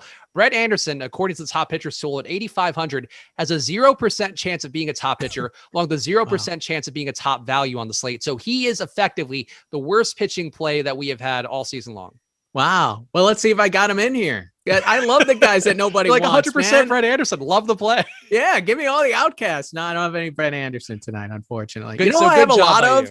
I ended up with a lot of Zach Eflin. And I'm not going to give you some great case for it. I'm just sure it's because he's not very popularly owned. And when I was looking at him, I don't think Zach Eflin is a strikeout guy, but it's been a strikeout per inning over the course of the year. He hasn't gone particularly deep, but it gives you some points. And like I said, I messed around with the ownership a little bit, which maybe I'll get in trouble with. But last night it hit with Robbie Ray. So we'll see what happens with Zach Eflin tonight. He's someone that, like I said, put it in, it got in. Yeah, he and Pivetta, the Phillies alums of just kind of mediocre arms, have both graduated a little bit in terms of strikeout rate. So I get that one, and I'll never begrudge anybody. Like if you land on somebody on a slate, whether it be because you're seeing something data-wise or you just, in particular the data-wise part, honestly, if it's just your gut instinct, it's probably not going to be the best play. But a gut instinct backed by data, like I'll never begrudge that overall. So yeah, I'm with you on it. And I guess to transition over to Cincinnati, because I know we had requests to talk about him, and for whatever reason we talked about Milwaukee, and neither of us. My fault. Let's talk about the other team. So that's my bad, I'll say. Because Pete, you could be safe from this one. I could take the hits here, as I haven't done this enough times. Brett Anderson, though, is so bad, I think, that you have to target against him. And it baffles me that Cincinnati doesn't have a single player projected for over 10% ownership. I guess maybe Castellanos has come up a little bit more, but overall, this team is in a great spot with one of the best totals in one of the best parks on a day where it's also going to be 80 degrees and very humid, almost 90% humidity in Cincinnati. And I get that's why people are going to the Milwaukee side. And we did just say, like, hey, maybe play less Milwaukee, or at least, try to take them as one-offs. But I do think them in the spot. Brett Anderson, another guy who keeps the ball down for the most part, but it's a lot of guys who kind of drive the ball upwards and have that launch angle that we talk about a little bit more, that our pal Max has talked about a lot in the deeper dive, and I started to follow a little bit more, and it's actually been really helpful to my process. Cincinnati just can drive the ball and can get lift against a guy like Anderson. So to me, the stack overall projected for 6.4% aggregate ownership, which is a little bit higher than you'd like to see, but I think still, I think they are a team that sometimes you could swallow the ownership. Sometimes you don't have to rule guys out if you just feel like, hey, there isn't one thing here jumping out as being egregious. And if the stack overall is still going to be guys under 10%, I'm willing to be there. And I think that's how I feel about Cincinnati with a very high total. Well, let's get to somewhere where we can hot take a little bit and just kind of throw some darts out there. You're into the swing stuff now. So, who's going to homer tonight? That's all anybody wants to know. I mean, that's clearly, yes, that's where the betting markets are. That's where we have the odds on Odds Shopper. And we talked about this on the tip off earlier, but always fun to check out the top odds to hit a home run on Odds Shopper. If you go to oddsshopper.com or oddsshopper.awesemo.com, you can find that page, and you can just sort by the home run odds. And honestly, a good way to check just your process too, to see like, hey, if are all these guys that are going to be that I'm valuing in DFS today, like Pete, you mentioned that the Philadelphia hitters, like all these guys in the Philadelphia Atlanta game, I think the top 5 odds getters, or 4 of the top 5 odds getters, are all going to be from that game today. And actually a lot of guys have pretty high odds to hit a home run, but Pete Alonso is still going to be my pick. And I think I get why the Atlanta Philadelphia game is going to have a lot of odds getters, but Alonso just in a spot where it's a park that plays well for power. It's better conditions than they've had really for most of the year. A lot of these hitters have had for most of the year, and Alonso just swinging a hot bat. And that's not something I try to quantify or track that closely, but going against Matt Harvey, I'm just going to trust the dude is there. So you really can't go wrong picking any of the home run hitters from Atlanta and Philadelphia, or anything to a lesser extent from Milwaukee and Cincinnati. But in this spot, the Mets, I'm with you. They are my top stack of the day. And Pete Alonso, I think, just should be very chalky. And for whatever reason, we're not projecting him to be that chalky. Yeah, so take a run at the Mets the way that it sets up right now. And I'll throw Justin Upton out there. I like Upton in his spot against Brad Keller.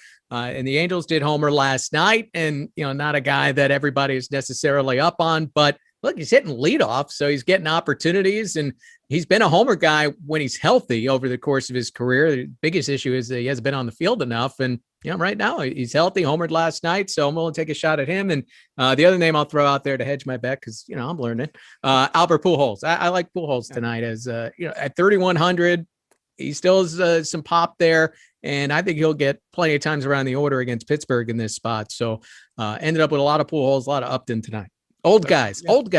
Throwback dongs for both guys is what you're hoping for. But I'm with you on an Upton play too. Kind of the same thing where Brad Keller, another historical ground ball pitcher, but going against Upton, he does chop the ball upwards, 17.6 degree launch angle, gets good velocity too with a 92 mile per hour exit velocity on average. So those are things you can look at here for just one little thing. It's one of those points you can't necessarily translate over to direct fantasy production, but when you can sort of try to read the signifiers as best you can, it's not gonna be right every time, but when guys do chop the ball down a lot, you're just not going to find them able to get success against the ground ball guy. So a guy like Upton against the ground ball guy, that's one you can take that flyer on.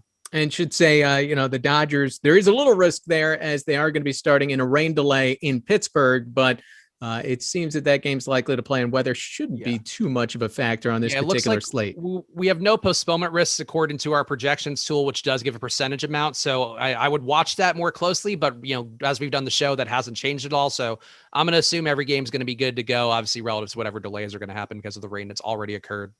Final thoughts, Spags? Maybe turn the hat, give some wise words here. Let's get some cash out time. I'll do it for you. I'll flip the hat though. This is usually the halfway point of the show, Pete. I didn't want to ruin you by giving all of my dumb idiosyncrasies here that people sometimes expect, because this is your show. I'm the co-pilot here. I'm the I don't know. It's our show, baby. We're in it together. The Han to your Chewbacca, the Chewbacca to your Han. I don't know which one it would be, but either way, yeah. I'm happy to be here with you, Pete. Happy to do our first show, and yeah, go check out all the data we have at awesemo.com/join. That's my final plug, and then again, try to balance out the ownership as best you can. I think that's the one thing on this slate to me, and be unafraid to take the value, because that is where I'm feeling most confident, and be prepared as well for that value to fail, no matter how much confidence I have right now. It is what it is. Take the value, take the leverage, and then sometimes the chalk hits, and you go back out there. There's always more baseball the next day, except Monday for whatever reason when there were 3 games. But usually 3 games. You got plenty. You got plenty to get right back on. Give us a like, subscribe, keep up with all our shows. I had a lot of fun today. Hope you guys did as well. Find out about our DFS offers, giveaways, all of that And then once you hit the subscribe button, hit that notification button as well, so you know when we're going live. And hopefully we're able to help you out. You get into that Awesemo Hall of Fame, and you make it happen. A lot of fun doing the show with Spags. I'm Petey Mac, producer Tyler getting it done as well. We've got lots of NBA content coming up, starting up in 30 minutes from now. So get ready for that here, and stay tuned to Awesemo. Happy stacking. I forgot to say.